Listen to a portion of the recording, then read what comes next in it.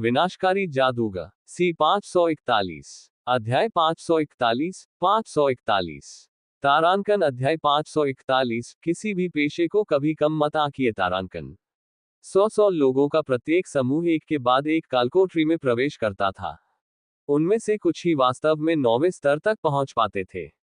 कभी कभार कोई 9वें स्तर तक पहुंच जाता था, लेकिन उसे 5 मिनट के भीतर ही बाहर कर दिया जाता था। अंतिम स्कोप 85 अंक था, जो 90 अंकों से थोड़ा ही कम था। लिन मोयू ने अंतिम चरण में बाघों की बढ़ती गति को भी देखा। लगभग हर 2 से 3 सेकंड में एक नया बाघ प्रकट होता था। अंतिम स्तर तक पहुंचने वाले भाग्यशाली व्यक्ति का बाघों द्वारा पीछा किया जाता था और बचने का कोई रास्ता नहीं होता था। अंततः वह चारों ओर से घिर गया और उसे हार स्वीकार करनी पड़ी। हालांकि वह पहले से ही बहुत मजबूत था। लोगों का एक और समूह कालकोठरी में दाखिल हुआ। मेंग एनवेन ने एक स्क्रीन की ओर इशारा करते हुए पूछा, क्या ये व्यक्ति जाना पहचाना लग रहा है? मेंग एनवेन द्वारा इंगित की गई स्क्रीन में एक व्यक्ति तेज तलवार चला रहा था और उससे निकलने वाली आभा तलवार की तरह ही तेज थी। स्पष्टतः अपने पेशे के प्रति उनकी समझ बहुत उच्च स्तर पर पहुंच चुकी थी, यहां तक कि उन्होंने मनुष्य और तलवार के बीच एकता की स्थिति भी प्राप्त कर ली थी। लिन मोयू ने उसकी ओर एक नजर डाली और कहा, वह वाकई जाना पहचाना लग रहा है। उसकी आभा कुछ हद तक सीनियर फेंग चांगोन जैसी है। मेंग एनवेन मुस्कुराई। उनका नाम फेंग जुवान है, जो इस पीढ़ी में फेंग परिवार के सबसे उत्कृष्ट शिष्य हैं, और आपके सहपाठी फेंग शियू के बड़े भाई हैं। मैं और ओल्ड बाय उस पर नजर रख रहे हैं। अगर फेंग परिवार की इस पीढ़ी में कोई भी भगवान स्तर का विशेषज्ञ बन सकता है, तो उसके पास सबसे अच्छा मौका है। लिन मोयू ने सिर हिलाया। फेंग जुवान की आभा वाकई अन्य पेशेवरों से अलग थी, बहुत अलग। कई पेशेवरों के बीच खड़े होने पर भी वह पहले से ही बहुत ध्यान आकर्षित करने वाले थे। अब कालकोठरी में प्रवेश करते ही उसकी तीक्ष्ण बुद्धि पूरी तरह से प्रकट हो गई, जिससे वह और भी असाधारण बन गया। लिन मोयू को भी कुछ उम्मीदें थीं। शायद फेंग जुवान के पास इस डिवाइन स्टोन डंजन प्रतियोगिता में अंतिम स्तर तक पहुंचने वाला पहला व्यक्ति बनने का मौका हो।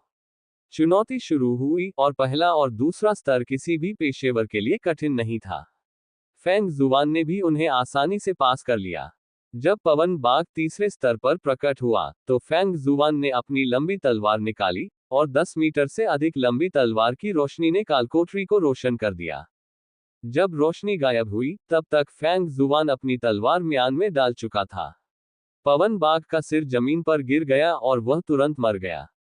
एक बेहतरीन तलवार, लिन मोयू ने धीरे से आह भरी। इस तलवार ने पहले ही उसकी सारी ताकत और कौशल को समाहित कर लिया था, और यह बहुत उच्च स्तर पर पहुंच गई थी। मेंग एनवेन ने सिर हिलाते हुए कहा, फेंग परिवार ने वाकई एक और प्रतिभाशाली व्यक्ति को जन्म दिया है।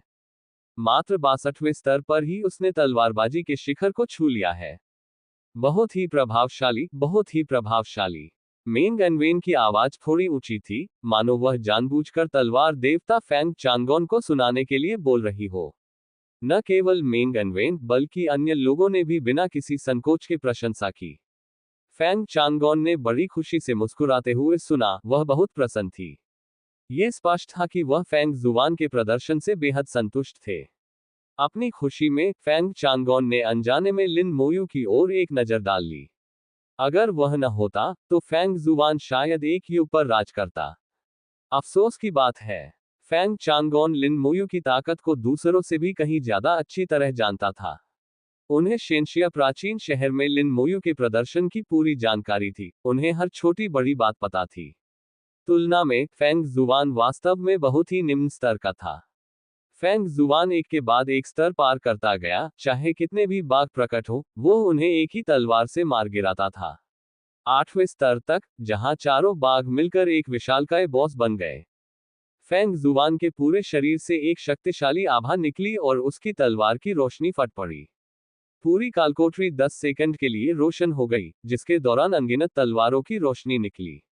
तलवार की रोशनी में बिजली और आग दोनों के गुण मौजूद थे। इस चाल के साथ फेंग जुवान ने तुरंत 4 बाघों द्वारा गठित बॉस को मार गिराया और उल्लेखनीय प्रदर्शन करते हुए 9वें स्तर पर पहुंच गया।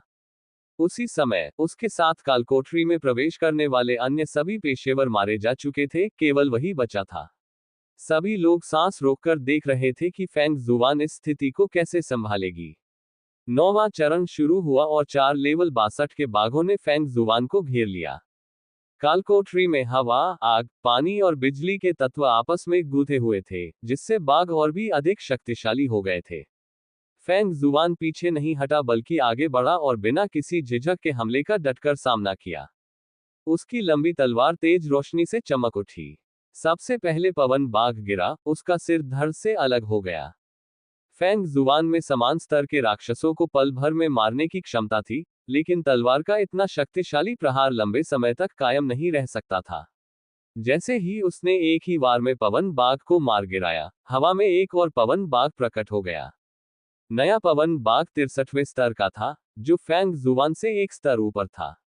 इसी क्षण अन्य 3 बाघों ने फेंग जुआन पर हमला कर दिया। आग के गोले बरसने लगे और फेंग जुआन लपटों के बीच से रास्ता बनाते हुए आगे बढ़ी। बूम! बिजली का एक तेज झटका सीधे उस पर लगा, जिसे टाला नहीं जा सकता था। फेंग जुआन का शरीर अकड़ गया और उसे हल्का सा सुन्नपन महसूस हुआ। फिर उसके शरीर पर बर्फ जम गई, जिससे उसकी गति और धीमी हो गई। मानो निर्देशित होकर आग के गोले घनी गति से उसकी ओर उड़े और गर्जना के साथ फट गए। विस्फोट में तलवार की रोशनी से सभी कौशल नष्ट हो गए और फेंग जुआन आग से बाहर निकला। तलवार की एक और चमक दिखाई दी और अग्नि बाघ का सिर नीचे गिर गया। लड़ाई अभी शुरू ही हुई थी, केवल 10 सेकंड ही बीते थे। एक नया बाघ हवा में प्रकट हुआ, वह भी लेवल 63 का। बाघ हर 5 सेकंड में दिखाई देते थे, इसलिए जीवित रहने के लिए भाग जाना कोई विकल्प नहीं था। हालांकि कालकोठरी छोटी नहीं थी, लेकिन अंततः उसे बंद कर दिया जाएगा। फेंग जुआन अच्छी तरह जानता था कि उसे जल्दी से जल्दी मारना होगा। वह मुड़ा और 2 बार वार किया, उसकी तलवार की ऊर्जा ने पानी और बिजली के बाघों को मार गिराया। एक साथ 2 बाघों को मारना उसके लिए आसान नहीं था। इस प्रकार की तलवारबाजी के लिए उसकी पूरी ताकत की आवश्यकता होती थी और इसका लगातार उपयोग नहीं किया जा सकता था। फेंग जुआन हौंफ रहा था, उसके माथे पर पसीना आ रहा था। फेंग चांगोन ने भौहें चढ़ाईं, ये स्पष्ट रूप से देखते हुए कि फेंग जुआन बहुत चिंतित थी। मेंग एनवेन ने फुसफुसाते हुए कहा, लड़ाई का अनुभव न होने के कारण थोड़ी जल्दबाजी कर दी। लिन मोयू ने सिर हिलाते हुए कहा, लेकिन कोई बात नहीं, अगर उसे अपनी गलती का एहसास हो जाए तो वह इसकी भरपाई कर सकता है। लिन मोयू का युद्ध अनुभव अत्यंत समृद्ध था, जो फेंग जुआन के अनुभव से कहीं अधिक था। वह फेंग जुआन की कमियों को एक नज़र में देख सकता था और जानता था कि उन्हें कैसे दूर किया जाए। हवा जोर से चल रही थी और हमला होना तय था। फेंग जुआन ने दोबारा हमला नहीं किया, पहली बार उसने पीछे हटने का विकल्प चुना। वह हमलों से बचने लगा और हवा में और अधिक बाघ दिखाई देने लगे, प्रति मिनट 12। महज 5 मिनट में 60 बाघ फेंग जुआन का पीछा करने लगे। अंत में दिखाई देने वाले बाघ 65वें स्तर के थे, जो फेंग जुआन से 3 स्तर ऊपर थे। इन 5 मिनटों में फेंग जुआन ने केवल वार से बचने की कोशिश की और एक बार भी हमला नहीं किया।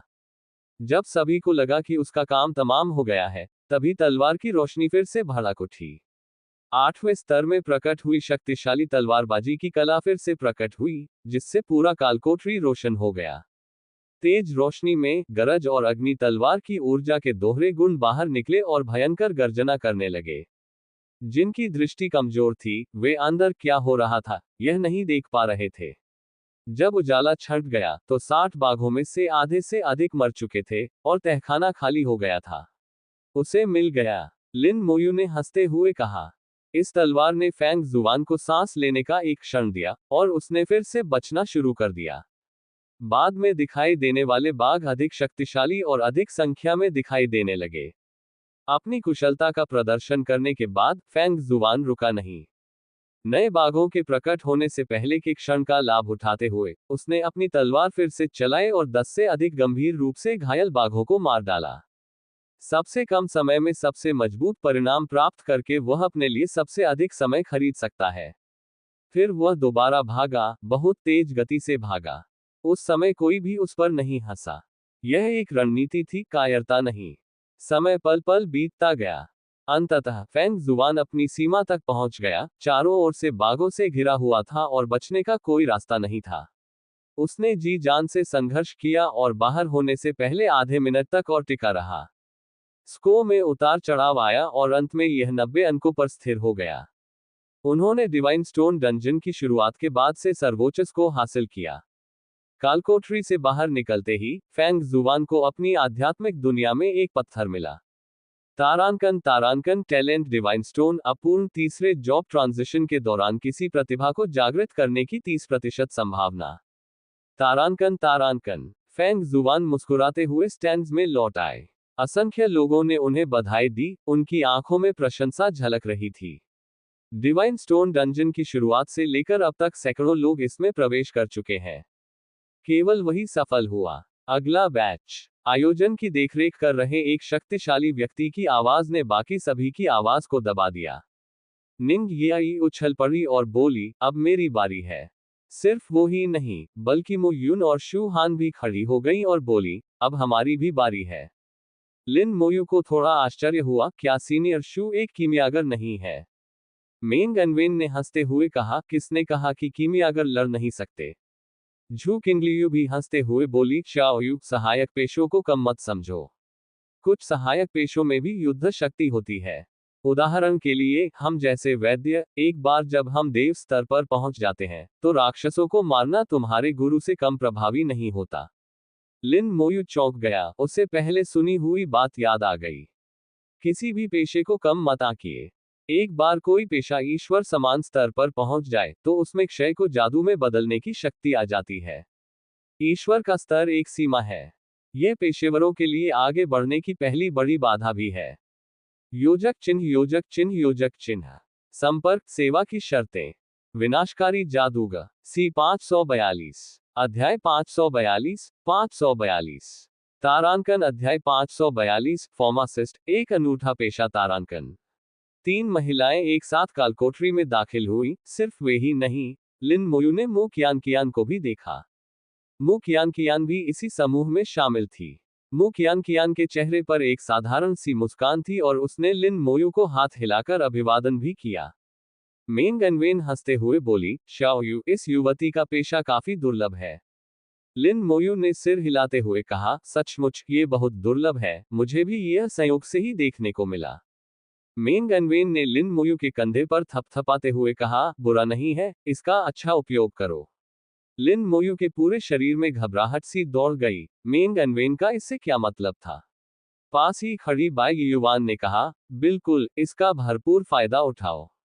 अगर कुछ समझ ना आए तो अपने गुरु मेंग से पूछो।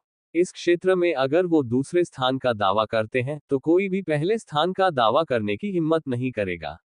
लिन मोयू के पास चुप रहने और इन 2 कठोर चमड़ी वाले व्यक्तियों से बहस न करने के अलावा कोई विकल्प नहीं था। निंग याई एक हत्यारी और एक दिग्गज पेशेवर थी, जिसके पास अत्यंत मजबूत युद्ध शक्ति थी। मो यून एक मध्य स्तरीय पौराणिक पवित्र आत्मा सम्मना थी, जिसके पास आदिम रूल भी था। उसकी युद्ध शक्ति पिछली फेंग जुवान से कमजोर नहीं थी। मु कियान की बात करें तो, हालांकि वह पेशेवर लड़ाकू नहीं थी, लेकिन उसकी प्रतिभा और कौशल असाधारण थे। यदि उनका सही ढंग से उपयोग किया जाता तो उसके पास भी मौका था। लिन मोयू को सबसे ज्यादा शू हान में दिलचस्पी थी। वह जानता था कि शू हान का स्तर कम नहीं था, संभवतः 65 से ऊपर था। लेकिन वह शू हान की युद्ध शैली को समझ नहीं पाया। वहां फार्मासिस्टों की संख्या बहुत कम थी और जानकारी भी बहुत सीमित थी। दुनिया जानती थी कि फार्मासिस्ट सिर्फ दवाएं बनाने के लिए होते हैं और उनमें युद्ध करने की कोई क्षमता नहीं होती। इसके अलावा, शू हान अभी तक देव स्तर पर नहीं पहुंचा था और उसका रूपांतरण भी नहीं हुआ था। मेंग शिंगोन ने कहा, ध्यान से देखो, तुम्हारी बड़ी बहन शू तुम्हें चौंका देगी।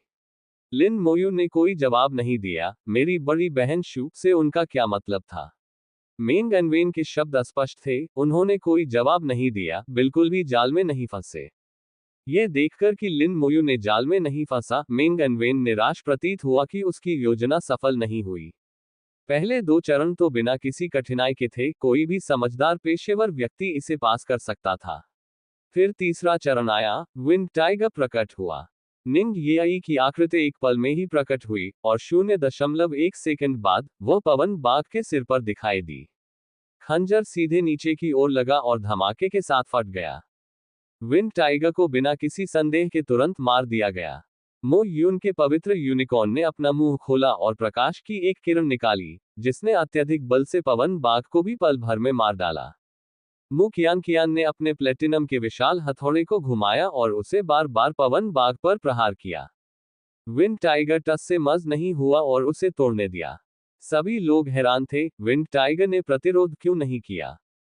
केवल लिन मोयू को ही पता था कि मु कियान कियान ने पवन बाघ को अचेत करने के लिए एक कौशल का प्रयोग किया था। महज 4 या 5 वार के बाद ही विंड टाइगर चकनाचूर होकर नष्ट हो गया। उसकी मौत दुखद थी, उसका सिर टुकड़े टुकड़े हो गया था। शू हान के बगल में बेहद अजीब स्थिति उत्पन्न हुई, उसकी उंगलियों के सिरे चमकने लगे और फिर एक गोली प्रकट हुई। गोली फट गई और हरे धुएं के बादल में बदल गई। पवन बाघ को बस एक हल्की सी गंध आई और वह गहरी नींद में सो गया। कालकोटरी ने फैसला सुनाया कि शू हान उत्तीर्ण हो गया है। झू क्विंगलियू ने हंसते हुए कहा, जियायू, क्या तुमने वह देखा? लिन मोयू ने सिर हिलाते हुए कहा, मैंने इसे देखा, लेकिन मुझे ये समझ नहीं आया। उनकी नजरों में शू हान के कौशल कुछ हद तक रहस्यमय थे। मेंग अनवेन ने कहा, शू हान का पेशा बहुत खास है, सही मायने में कहें तो उनका पेशा अद्वितीय भी है। उनके पेशे का पूरा नाम है फार्मासिस्ट। उसकी क्षमताओं से कई तरह के जादुई पेय बनाए जा सकते हैं, और इन पेय पदार्थों के बहुत ही विचित्र प्रभाव होते हैं। अभी अभी उसकी कला को नींद से होने वाली मौत का धुआं कहा जाता था। इसे सूंघने के बाद व्यक्ति सोकर मर जाता था, संभवतः जीवन भर के लिए। लिन मोयू सचमुच हैरान रह गई कि वास्तव में ऐसा भी कोई पेशा होता है। क्या कौशल के माध्यम से सीधे औषधियां बनाई जा सकती हैं? लिन मोयू को इस बात पर विश्वास करना मुश्किल लग रहा था। क्या ये कुछ भी नहीं से कुछ बनाना नहीं था? मेंग अनवेन हंसते हुए बोली, कुछ भी नहीं से कुछ बनाना, पत्थर को सोने में बदलना, इस दुनिया में कुछ भी असंभव नहीं है। अगर आपको लगता है कि यह असंभव है, तो इसका मतलब सिर्फ यह है कि आपने बहुत कम देखा है। जब तुम भविष्य में ईश्वर के स्तर तक पहुंच जाओगे, तब तुम्हें समझ आ जाएगा। समझ गई। लिन मोयू को यह वाक्य याद था। कालकोटरी की चुनौतियां जारी रहीं, लेकिन फिर भी उन चारों के लिए मुश्किल नहीं थी। इनमें से शू हान की युद्ध शैली सबसे रहस्यमय थी। वह हर बार एक कौशल का उपयोग करके एक गोली बनाता था और लड़ाई समाप्त हो जाती थी। मु कियान कियान ने सबसे भयंकर लड़ाई लड़ी, लेकिन अपनी युद्ध प्रतिभा और सहजता के बल पर, भयंकर होने के बावजूद, वह सहज थी।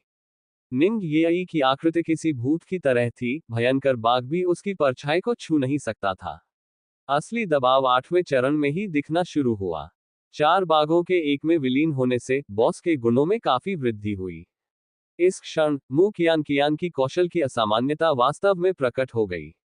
बॉस के प्रकट होते ही वह उसके द्वारा दृढ़ता से नियंत्रित हो गई और लगातार अचंभित रही।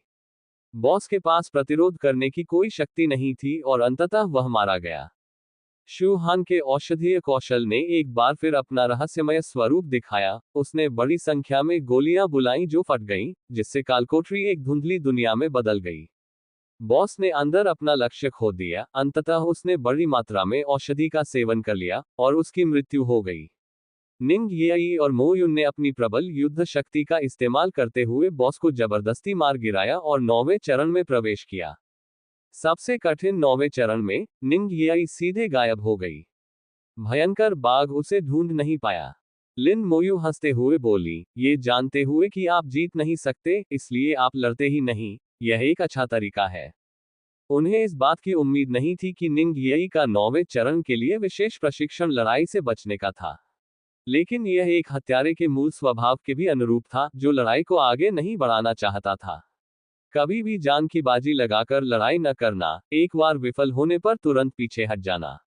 मो यून का दबदबा कहीं अधिक था। उसका पूरा शरीर पवित्र प्रकाश से जगमगा रहा था। वह अपने पवित्र यूनिकॉर्न के साथ सहजता से सहयोग कर रही थी और भयंकर बाघ से जमकर लड़ रही थी। मु कियान कियान भी वैसी ही थी। उसकी प्रतिभा पूरी तरह से सक्रिय थी। वह बेहद फुर्तीली थी। अपनी युद्ध प्रवृत्ति की प्रतिभा के समर्थन से थोड़ी सी भी समझदारी से काम लेते हुए मु कियान कियान हमलों से बच सकती थी। शू हान अब भी सबसे रहस्यमय थी। उसने पूरे तहखाने को एक धुंधले शहर में बदल दिया था। किसी को नहीं पता था कि वह कहाँ थी। दर्शक उसे देख नहीं सकते थे और तहखाने में मौजूद खूंखार बाघ को भी नहीं पता था। पूरी कालकोठरी में सन्नाटा छा गया था। लिन मोयू ने उत्सुकता से पूछा, अगर ऐसा है तो क्या सीनियर सिस्टर शू लंबे समय तक टिक नहीं पाएंगी? मेंग एनवेन दिल खोलकर हंसी, असंभव, कलकोटरी की अपनी एक खास कार्यप्रणाली है। पहले 10 मिनट सबसे आसान होते हैं, 10 मिनट के बाद यह और कठिन हो जाता है। बाय युवान ने कहा, 90 अंक हासिल करना मुश्किल नहीं है, असली मुश्किल तो उसके बाद आती है। अभी कुछ देर पहले ही फेंग जुआन ने 10 मिनट तक खेल जारी रखा और 90 अंक हासिल किए। समस्या अभी पूरी तरह से सामने नहीं आई थी। निंग येई के बैच के प्रतिभागियों में से केवल 4 ही बचे थे, बाकी सभी बाहर हो चुके थे। देखते ही देखते 10 मिनट बीत गए और पूरा तहखाना एक रहस्यमयी और शक्तिशाली ऊर्जा से भर गया। निंग येई की छिपी हुई आकृति अचानक प्रकट हो गई और सभी भयंकर बाघ उस पर टूट पड़े। इस रहस्यमयी शक्ति के प्रभाव में निंग येई अब छिप नहीं सकती थी और उसकी गति सामान्य से बहुत धीमी हो गई थी। मो यून की भी यही हालत थी, उसकी और उसके यूनिकॉर्न दोनों की गति काफी कम हो गई थी और उनकी आक्रमण शक्ति कमजोर प्रतीत हो रही थी। मु कियान की स्थिति सबसे खराब थी, इस घटना ने उस किले को पूरी तरह बिगाड़ दिया। पलक झपकते ही मु कियान का सफाया हो गया।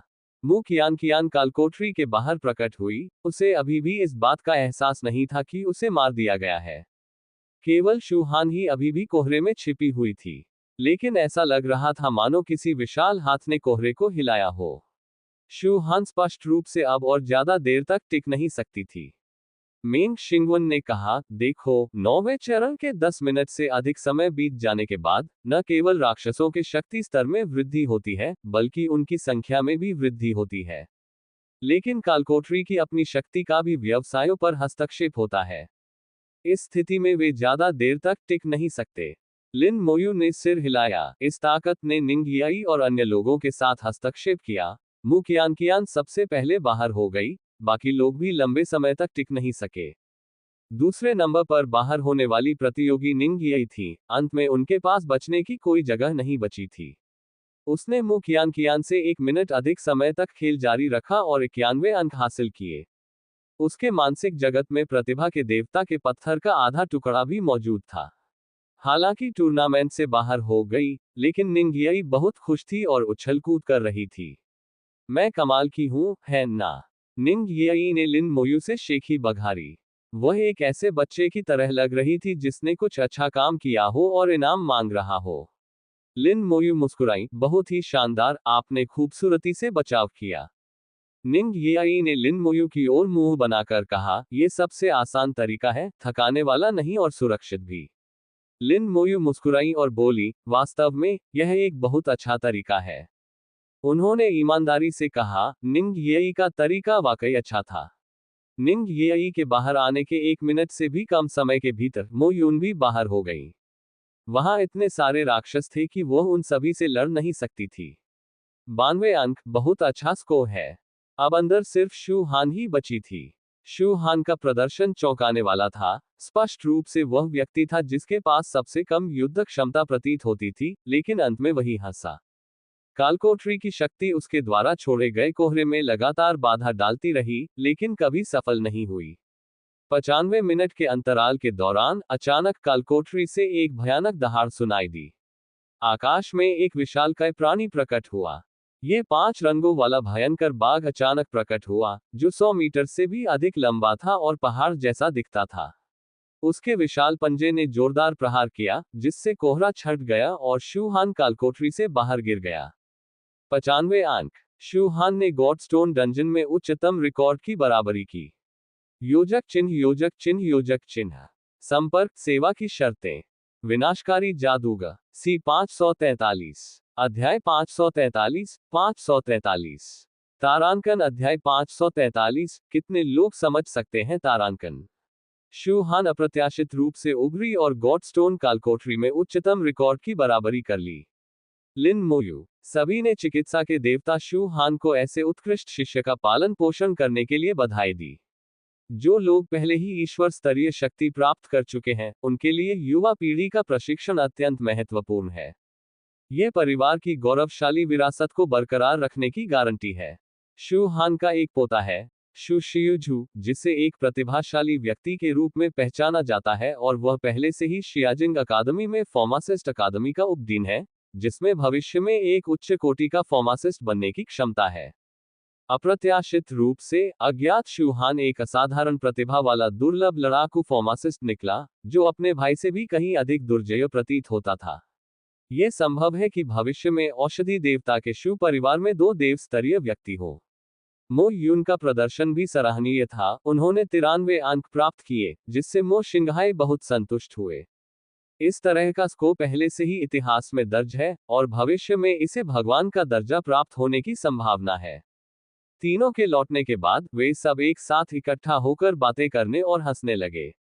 गॉडस्टोन कालकोटरी जारी रही। एक के बाद एक कई लोगों ने परीक्षा दी, लेकिन अधिकांश के अंतिम अंक आदर्श नहीं थे। कुछ लोग निराश होकर बाहर निकले, जबकि अन्य लोग गाली गलौज और अपशब्द बोलते रहे। लगातार कई दिनों तक कुछ और लोग 9वें चरण तक पहुंचने में कामयाब रहे और उन्होंने 90 अंक हासिल किए।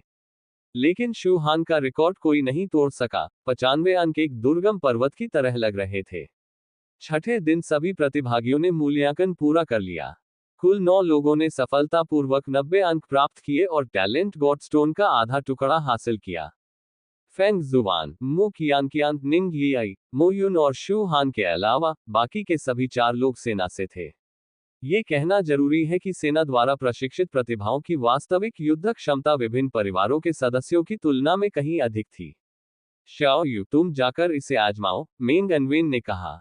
लिन मोयू ने हल्की सी गुनगुनाहट के साथ जवाब दिया और गॉडस्टोन कालकोटरी के प्रवेश द्वार की ओर चल पड़ी। लिन मोयू के कार्यों ने तुरंत लोगों का ध्यान आकर्षित किया। देखते ही देखते सभी लोग चर्चा करने लगे। क्या ये जनरल लिन है? क्या वह भी गॉडस्टोन कालकोटरी में जा रहा है? ऐसा लगता है। मुझे आश्चर्य है कि जनरल लिन कितने अंक हासिल कर सकते हैं। जनरल लिन निश्चित रूप से उच्चतम रिकॉर्ड तोड़ेंगे, लेकिन मुझे नहीं पता कि वह 100 अंक हासिल कर पाएंगे या नहीं। मुझे लगता है यह मुश्किल है। जैसे जैसे आप आगे बढ़ते हैं, कठिनाई बढ़ती जाती है। चर्चाओं के बीच लिन मोयू कालकोटरी के प्रवेश द्वार पर पहुंची और कालकोटरी के स्वामी, जो एक देव स्तरीय शक्तिशाली व्यक्ति थे, से कहा, वरिष्ठ, मैं एक बार कोशिश करना चाहूंगी। लिन मोयू का स्तर अभी 70 से ऊपर नहीं था, और उसकी स्थिति को देखते हुए उसके लिए कालकोटरी में प्रवेश करना उचित था। जनरल लिन, कृपया आगे बढ़ें। गॉडस्टोन इवेंट के आयोजक ने स्वाभाविक रूप से लिन मोयू के कालकोटरी में प्रवेश करने के अनुरोध का विरोध नहीं किया। कालकोटरी के प्रवेश द्वार पर लिन मोयू की आकृति गायब हो गई, और अगले ही पल वह एक स्क्रीन पर प्रकट हो गया। ये हाव की ठंडी आवाज सुनाई दी, स्क्रीन को बड़ा करो ताकि सभी लोग जनरल लिन का प्रदर्शन देख सकें। इस क्षेत्र में ईश्वर तुल्य शक्तिशाली व्यक्ति अपनी जगह से नहीं हिला, बल्कि मेंग अनवेन और अन्य लोगों की ओर देखने लगा। वह ये हाव का आदमी नहीं था, बल्कि मेंग अनवेन के गुट से संबंधित था। स्वाभाविक रूप से विभिन्न गुट ये हाव के आदेशों का पालन नहीं करेंगे। मेंग अनवेन ने ये हाव की ओर उदासीनता से देखा। चूंकि सीनियर ये देखना चाहते हैं, तो उन्हें देखने दीजिए। मेंग अनवेन ने हल्के से उंगली से इशारा करते हुए कई मुहरें बनाई। मैदान में बनी संरचना में बदलाव आया और लिन मोयू के प्रदर्शन को दिखाने वाली स्क्रीन बड़ी हो गई, जबकि अन्य स्क्रीन गायब हो गई। कालकोटरी में लिन मोयू का मुकदमा पहले ही शुरू हो चुका था। पहले चरण में बड़ी संख्या में काले बिंदु उसकी ओर उड़े, और लिन मोयू ने आसानी से उन्हें चकमा दिया। दूसरे चरण में लिन मोयू ने लापरवाही से एक थप्पड़ मारा, जिससे विशाल पत्थर चकनाचूर हो गया। लिन मोयू के गुण इतने प्रबल थे कि उनकी शुद्ध शक्ति का गुण समान स्तर के योद्धाओं और शूरवीरों की तुलना में भी अधिक मजबूत था। उस विशाल पत्थर को तोड़ना उसके लिए बहुत आसान था। तीसरे चरण में विंड टाइगर प्रकट हुआ। इससे पहले कि वह दहाड़ भी पाता, लिन मोयू की उंगलियों पर सफेद रोशनी की एक चमक दिखाई दी। कौशल, हड्डी के नुकीले दांत। हजारों हड्डी के नुकीले दांतों ने पल भर में पवन बाग को छलनी में बदल दिया। लिन मोयू ने सिर्फ एक बार ही अपनी कला का प्रदर्शन नहीं किया, 1 सेकंड के भीतर ही उसने हड्डी के दांतों के 3 वार दागे। घने सफेद नुकीले दांत पवन बाग के शरीर को भेदते हुए अंदर घुस गए। लिन मोयू के सामने विंड टाइगर ध्वस्त हो गया। फिलहाल लिन मोयू के लिए बोन फैंग स्किल कुछ हद तक निराशाजनक साबित हो रही थी। लंबी दूरी के हमलों के लिए इस कौशल का हमला बहुत बिखरा हुआ था और उसमें शक्ति की कमी थी। निकट युद्ध के लिए इसकी आक्रमण क्षमता ठीक ठाक थी, लेकिन ये बहुत सुविधाजनक नहीं थी, और ऐसे अवसर दुर्लभ थे। ये बोन बरसेरकर की दो कुल्हाड़ियों जितना भी अच्छा नहीं था, मुख्यतः इसलिए क्योंकि लिन मोयू का सामना अक्सर अपने से कहीं अधिक उच्च स्तर के दुश्मनों से होता था, जिससे बोन फैंग्स कौशल का कम उपयोग होता प्रतीत होता था। हालांकि लिन मोयू का मानना था कि इसका अस्तित्व तर्कसंगत था। चूंकि यह कौशल मौजूद था, इसलिए इसका एक उद्देश्य था। हो सकता है कि भविष्य में ये कौशल बदल जाए। फिलहाल समान स्तर के राक्षसों का सामना करने के लिए ये कौशल काफी उपयोगी साबित हुआ। तीसरे चरण में लिन मोयू को कोई कठिनाई नहीं हुई। चौथा चरण भी वैसा ही था, भले ही राक्षस लिन मोयू से 3 स्तर ऊपर था, लेकिन परिणाम में कोई अंतर नहीं आया। फिर पांचवा, छठा और सातवां चरण आया। लिन मोयू ने समस्याओं को हल करने के लिए केवल बोन फैंग्स कौशल का उपयोग किया। लिन मोयू एक कदम भी नहीं हिली, अपनी जगह पर खड़ी रही और चरणों को पार करने के लिए कौशल का प्रयोग करती रही। इससे सभी लोग दंग रह गए। क्या जनरल लिन एक सम्मन नहीं है? कहा जाता है कि उनके पास कई कंकाल हैं, वे उनका उपयोग क्यों नहीं कर रहे हैं?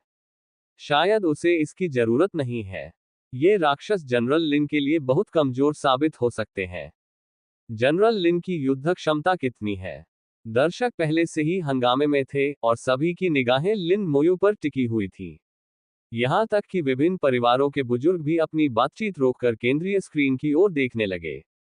आठवें चरण में हवा, आग, पानी और बिजली के 4 बाघ एक में विलीन हो गए और एक विशालकाय बॉस बन गए। जब सभी को लगा कि लिन मोयू अपनी मरे हुए लोगों की सेना को बुलाएगा, तभी लिन मोयू ने एक लंबी तलवार निकाल ली। सभी लोग फिर से अचंभित हो गए। किसी को समझ नहीं आ रहा था कि लिन मोयू ने अचानक लंबी तलवार क्यों निकाल ली। फिर लिन मोयू एक तलवारबाज की तरह बॉस पर टूट पड़ा। उसके हाथ में मौजूद तलवार चकाचौंध भरी तलवार की रोशनी से चमक रही थी। अपनी मजबूत विशेषताओं के बल पर कौशल के बिना भी लिन मोयू की आक्रमण शक्ति काफी अधिक थी। बॉस ने जवाबी हमला शुरू किया, लेकिन उसके हमले लिन मोयू के खिलाफ बेकार साबित हुए। लिन मोयू ने यह प्रदर्शित किया कि मजबूत युद्ध कौशल का क्या अर्थ होता है। बॉस को पलटवार करने का कोई मौका दिए बिना ही दबा दिया गया। लिन मोयू ने उसके हमलों से बचते हुए तेजी से जवाबी हमला किया। इस क्षण लिन मोयू एक कौशलहीन तलवारबाज बन गई। फैंग चांगोन ने भौहें चढ़ाकर देखा, मुझे जनरल लिन की तलवारबाजी इतनी उन्नत होने की उम्मीद नहीं थी। मेंग एनवेन मुस्कुराई और बोली, शाओयू दुनिया को ये दिखाना चाहती है कि कौशल पर निर्भर किए बिना भी व्यक्ति गुणों और कौशल के बल पर मजबूत युद्ध शक्ति का प्रदर्शन कर सकता है। फैंग चांगोन ने सिर हिलाते हुए कहा, सचमुच, अगर जुवान र इसे समझ पाता तो उसका प्रदर्शन और भी बेहतर होता। मेंग एनवेन ने मुस्कुराते हुए कहा, दुर्भाग्य से जियाओयू के इरादे को कितने लोग समझ सकते हैं। फैंग चांगोन ने कहा, युवा पीढ़ी शायद इसे न समझे, लेकिन बुजुर्ग पीढ़ी को इसे समझना चाहिए। कौशल पर निर्भर न रहना, बल्कि कौशल को स्वयं में एकीकृत करना सबसे मूल्यवान संपत्ति है और ईश्वर स्तरीय शक्ति बनने की नींव है। मुझे जनरल लिन से इतनी निस्वार्थता की उम्मीद नहीं थी। लिन मोयू ने अपने संदेश को कार्यों के माध्यम से प्रदर्शित किया। जो लोग समझ गए वे स्वाभाविक रूप से समझ जाएंगे, और जो नहीं समझे उन्हें समझाने का कोई फायदा नहीं होगा। लिन मोयू के लगातार तलवार के हमलों के आगे अंततः बॉस हार गया। 8वां चरण सफलतापूर्वक पार कर लिया गया और स्को 80 अंक तक पहुंच गया। सभी लोग अपनी सांसें थामकर देख रहे थे कि लिन मोयू 9वें चरण को कैसे संभालेगी। 9वें चरण में 4 बाघ एक साथ प्रकट हुए। फिर हर 5 सेकंड में एक और बाघ प्रकट होता। यदि मारने की गति पर्याप्त तेज नहीं होती, तो बाघों की संख्या बढ़ जाती, अंततः पेशेवर बाघ पर हावी हो जाती। लेकिन ये दर्जनों राक्षस। अंततः लिन मोयू ने अपनी मरे हुए सैनिकों की सेना को बुलाया।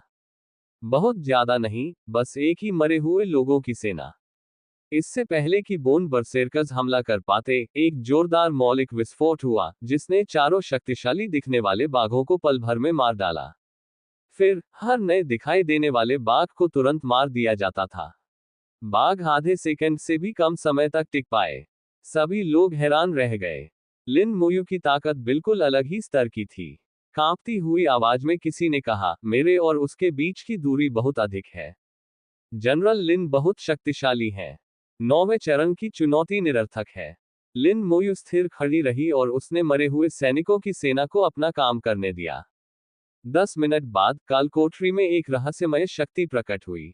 इस बल का प्रभाव लिन मोयू और मरे हुए लोगों की सेना पर पड़ा।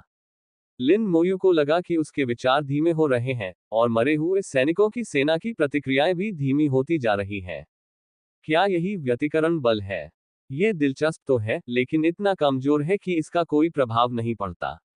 लिन मोयू ने धीरे से कहा, बल को गंभीरता से न लेते हुए। दरअसल उस बल का मरे हुए लोगों की सेना पर बहुत कम प्रभाव पड़ा। लिन मोयू ने आसानी से 15वें मिनट तक इंतजार किया। हवा में एक विशाल बहुरंगी बाग प्रकट हुआ। योजक चिन्ह, योजक चिन्ह, योजक चिन्ह। संपर्क, सेवा की शर्तें। विनाशकारी जादूगर। सी 544। अध्याय 544, 544। तारांकन अध्याय 544। 9वां चरण, अंत नहीं है तारांकन। 5 रंगों वाला भयंकर बाघ इस देव पत्थर के तहखाने में दूसरी बार प्रकट हुआ। इतिहास में भी इसका प्रकट होना दुर्लभ है। जब भी गॉडस्टोन कालकोठरी में 5 रंगों वाला भयंकर बाघ प्रकट होता है, तो यह इस बात का संकेत है कि पेशेवर की ताकत अत्यंत उच्च स्तर की है।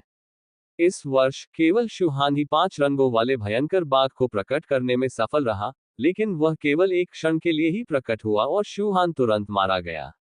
अब हर कोई बेसब्री से ये देखने का इंतजार कर रहा है कि लिन मोयू कैसा प्रदर्शन करेगी। मुझे लगता है कि जनरल लिन लंबे समय तक पद पर बने रह सकते हैं। सिर्फ लंबे समय तक टिके रहना ही काफी नहीं है, मुझे लगता है कि जनरल लिन इसका जवाबी हमला करके इसे खत्म कर सकते हैं। प्रतिकार करना, यह मुश्किल होना चाहिए। इतिहास में आज तक किसी ने ऐसा नहीं किया है। सिर्फ इसलिए कि दूसरे नहीं कर सकते, इसका मतलब यह नहीं है कि जनरल लिन नहीं कर सकते। जनरल लिन ने अब तक कितने चमत्कार कर दिखाए हैं। बहुत से लोगों को लिन मोयू पर बहुत भरोसा है, और ऐसे लोगों की संख्या काफी अधिक है। उनके दिलों में लिन मोयू चमत्कारों का पर्याय है। फैंग चांगॉन ने हंसते हुए कहा, बूढ़े मिंग, आपने और बूढ़े बाई ने पहले कभी 5 रंगों वाले भयंकर बाघ को नहीं देखा है ना? मिंग एनवेन ने जवाब दिया, हाँ, हमारे पास थोड़ी सी कमी थी, और ओल्ड बाई के साथ भी यही स्थिति थी। फैंग चांगॉन हंसते हुए बोला, ऐसा लगता है कि आपके शिष्य आपसे कहीं अधिक उत्कृष्ट हैं। बाय युवान ने जोर से चिल्लाते हुए कहा, बेशक, बस देख लो कि उनका मालिक कौन है। शिष्य का गुरु से आगे निकल जाना स्वाभाविक है। मेंग अनवेन मुस्कुराया, उसकी आंखों में गर्व की झलक दिखाई दी। उनका युग बीत चुका है, अब लिन मोयू का युग है। जब ये हाओ ने 5 रंगों वाले भयंकर बाघ को प्रकट होते देखा, तो उसकी आंखों में एक जटिल भाव उभर आया। ऐसा लग रहा था मानो उसमें हत्या का इरादा और प्रशंसा दोनों समाहित हो। चाहे कुछ भी हो जाए, वह अब भी मानव जाति का सदस्य है। किसी भी विवाद के बावजूद ये तथ्य नहीं बदलेगा। इस समय उनकी भावनाएं बहुत जटिल थीं, जिन्हें कुछ शब्दों में व्यक्त करना कठिन था। जैसे ही 5 रंगों वाला भयंकर बाघ प्रकट हुआ, उससे एक अद्भुत आभा निकली। लिन मोयू ने तुरंत पहचान लिया कि इसमें एक विश्व बॉस की कई विशेषताएं हैं। इसके पूरे शरीर को 5 रंगों की रोशनी ने घेर रखा है, जो एक रक्षात्मक परत का निर्माण करती है। उसी समय 5 रंगों की रोशनी में भी आश्चर्यजनक आक्रमण शक्ति थी, जो एक तेज तलवार की तरह हवा को चीरती हुई आगे बढ़ रही थी। यह आक्रामक और रक्षात्मक दोनों तरह का था, जो एक विश्व बॉस की स्पष्ट विशेषता है। इसके अलावा 5 रंगों वाले भयंकर बाघ का स्तर लिन मोयू के स्तर से कई गुना अधिक था। कुछ अन्य लोगों के लिए समान स्तर का विश्व बॉस भी एक भयानक अस्तित्व है जिसे वे चुनौती नहीं दे सकते। लेकिन लिन मोयू के लिए इससे क्या फर्क पड़ता है? जैसे ही 5 रंगों वाले भयंकर बाघ ने हरकत की, मरे हुओं की सेना भेड़ियों और बाघों की तरह उस पर टूट पड़ी। लिन मोयू ने एक और मरे हुए सैनिकों की सेना बुलाकर विश्व बॉस को उसका उचित सम्मान दिया। 2 मरे हुए सैनिकों की सेनाएं ही उससे निपटने के लिए काफी थी। लिन मोयू की नजर में अपने विशाल आकार के अलावा 5 रंगों वाला भयंकर बाघ प्रभावशाली नहीं था। बड़ा आकार होना जबरदस्त युद्ध शक्ति का प्रतीक नहीं है। जब उसने अपना पंजा नीचे पटका, तो वह लिन मोयू पर जोर से लगा।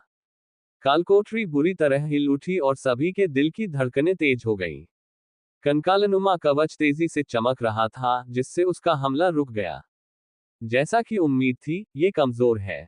ये कंकाल कवच को भी नहीं तोड़ सकता। लिन मोयू की आंखों में तिरस्कार का भाव झलक रहा था। 5 रंगों वाला भयंकर बाघ इस बात से हैरान था कि उसके पंजे के वार से उसे कोई नुकसान क्यों नहीं हुआ। तत्व दहाड़ उठे और बड़ी संख्या में तत्व उसके शरीर पर विस्फोटित हो गए। 5 रंगों वाला भयंकर बाघ तुरंत घावों से भर गया। वह मौलिक विस्फोट बहुत शक्तिशाली नहीं था, इतना शक्तिशाली नहीं था कि उन लेवल 80 के विश्व बॉस से निपट सके, लेकिन यह इससे निपटने के लिए काफी मजबूत था। तीर कालकोठरी के आकाश को भेदते हुए निकले और बिजली की तरह 5 रंगों वाले भयंकर बाघ को भेद डाला। 5 रंगों वाला भयंकर बाघ पल भर में शाही में बदल गया। कंकालनुमा उन्मादी योद्धा पहले ही उसकी ओर उड़कर आ चुके थे, उनकी कुल्हाड़ियां कौशल से लबालब थीं। पलक झपकते ही 5 रंगों वाला भयंकर बाघ बुरी तरह घायल हो गया। 5 रंगों वाले भयंकर बाघ ने क्रोध में दहाड़ मारी और उसके शरीर पर 5 रंगों का प्रकाश विस्फोटित हो गया। उसे अभी अभी जो चोटें लगी थी, वे तुरंत ठीक हो गईं और उसकी आभा तेजी से बढ़ गई। रहस्यमय शक्ति कालकोठरी में प्रवेश कर गई और 5 रंगों वाले भयंकर बाघ में समाहित हो गई। 5 रंगों वाले भयंकर बाघ का स्तर बढ़ने लगा और वह पहले से कहीं अधिक शक्तिशाली हो गया। लिन मोयू ने 5 रंगों वाले भयंकर बाघ में आए बदलाव को भांपते हुए हल्की सी मुस्कान के साथ कहा, दिलचस्प। संवर्धन के बाद 5 रंगों वाला भयंकर बाघ लगभग 69वें स्तर के शिखर पर पहुंच गया था। लिन मोयू की धारणा में वर्तमान पंचरंगीय भयंकर बाघ ने प्राचीन फीनिक्स के स्तर को पार कर लिया था। ये काफी शक्तिशाली हो गया था, लेकिन फिर भी पर्याप्त नहीं था। 2 और अमृतक सेनाएं प्रकट हुई। सम्मान के तौर पर लिन मोयू ने 2 और अमृतक सेनाओं को बुलाने का फैसला किया। 5 रंगों वाले भयंकर बाघ ने दहाड़ लगाई, अपना विशाल मुंह खोला और 5 रंगों का प्रकाश उगला। 5 रंगों का प्रकाश विभिन्न तत्वों से मिलकर बना था, हवा, पानी, आग और बिजली, जो आपस में मिलकर एक मनमोहक रंग बनाते हैं और इस तरह 5 रंगों के प्रकाश में बदल जाते हैं। 5 रंगों की रोशनी कंकालों पर पड़ी, जिससे उनकी गति धीमी हो गई। लिन मोयू को यह महसूस हो रहा था कि 5 रंगों की रोशनी में कंकालों को काफी नुकसान हो रहा है। इसका धीमा करने वाला प्रभाव है और इसकी आक्रमण शक्ति भी बुरी नहीं है। बढ़िया कौशल है, लिन मोयू ने टिप्पणी की। एक हल्की सी आवाज के साथ 5 रंगों की रोशनी में कंकालनुमा कवच चकनाचूर हो गया। लिन मोयू ने शांत भाव से अपने कंकालनुमा कवच को पुनः स्थापित किया, उसकी हथेली में ज्वालाएं नाच रही थी। कौशल, आत्मा की ज्वाला। आग की लपटें गिरी, लेकिन 5 रंगों वाले भयंकर बाघ ने कोई प्रतिक्रिया नहीं दी। लिन मोयू ने भौहें चढ़ाते हुए कहा, ऐसा लगता है कि यह कोई असली बॉस नहीं है, बल्कि किसी कठपुतली जैसा कुछ है।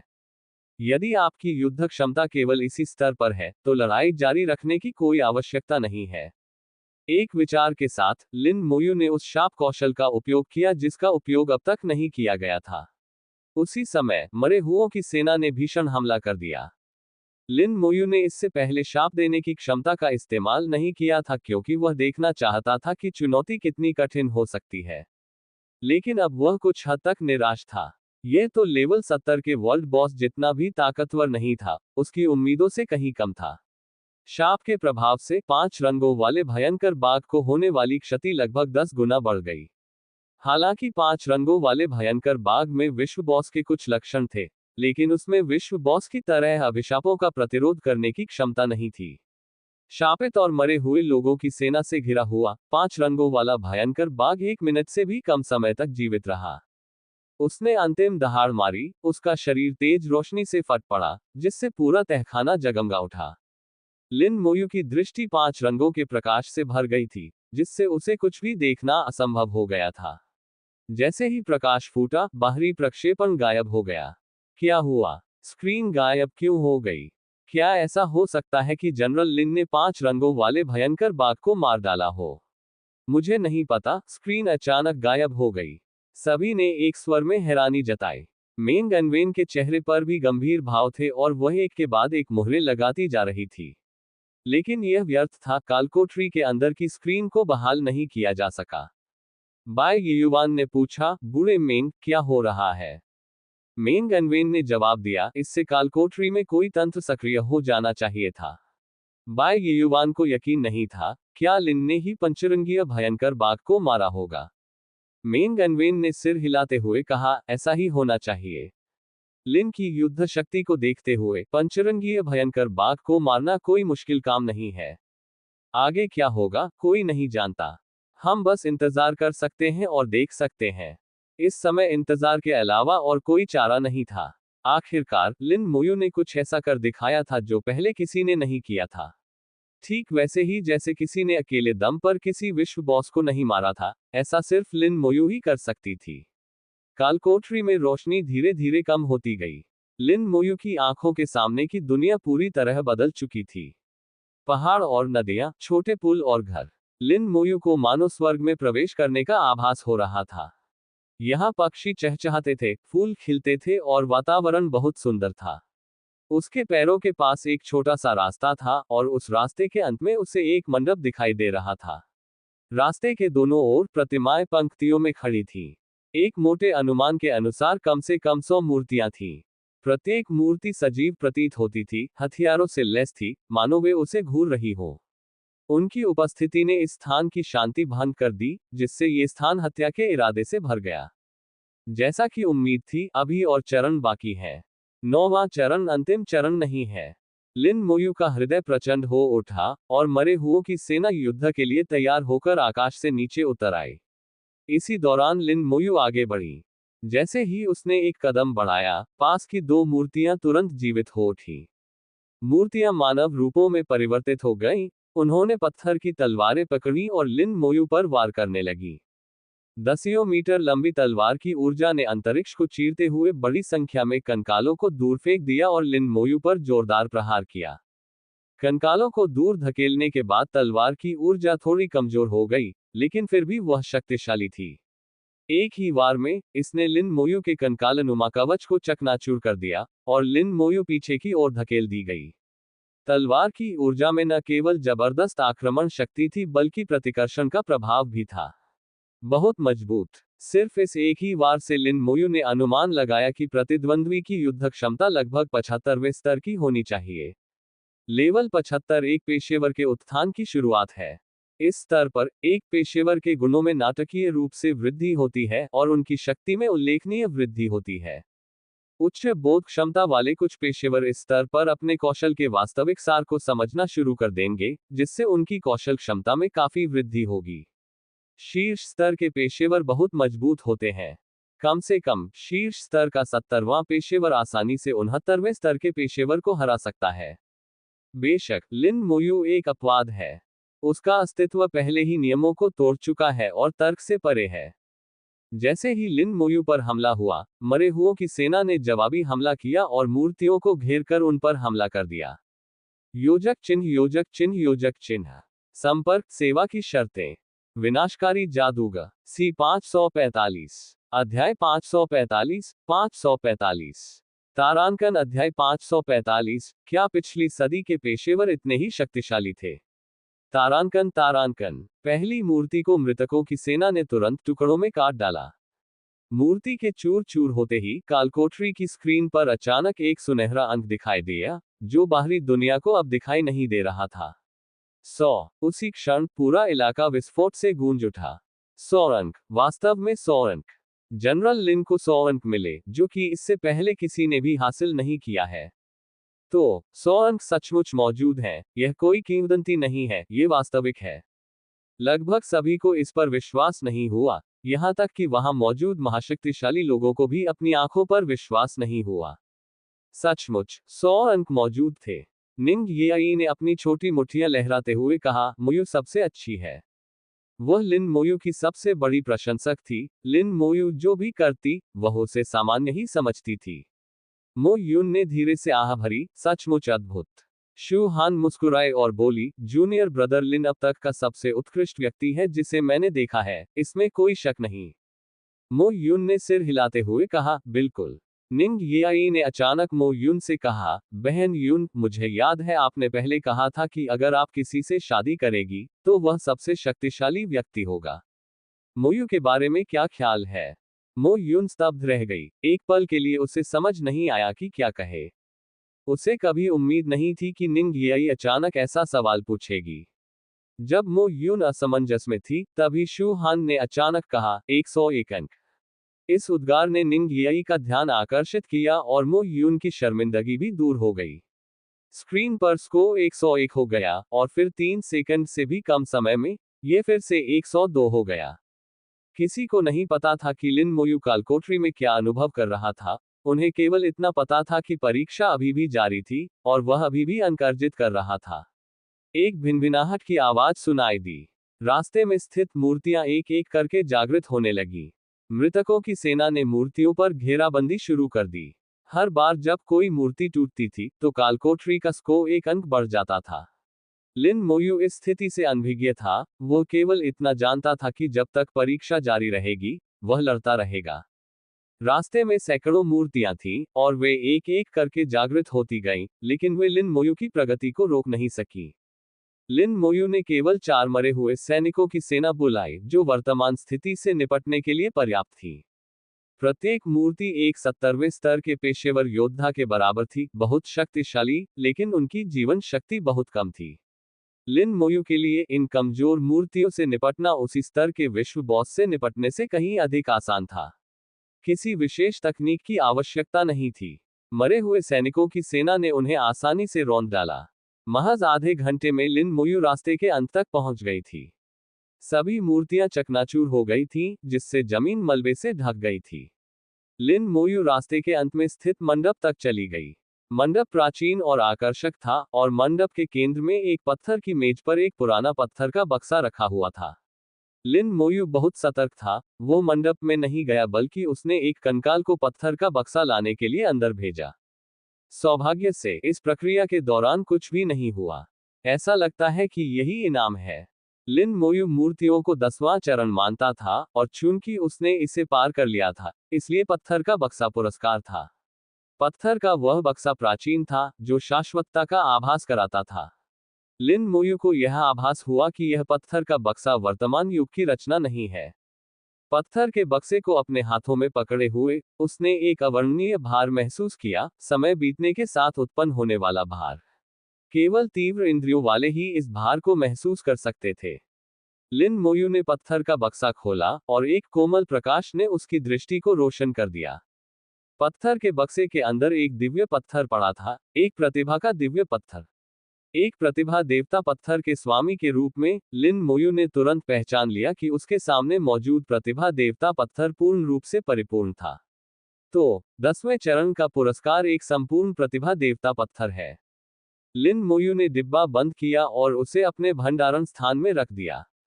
उसने इसकी प्रामाणिकता की पुष्टि करने के लिए किसी भी तरह के जासूसी मंत्र का प्रयोग नहीं किया। प्रतिभा के देवता पत्थर आत्मा से बंधे होते हैं।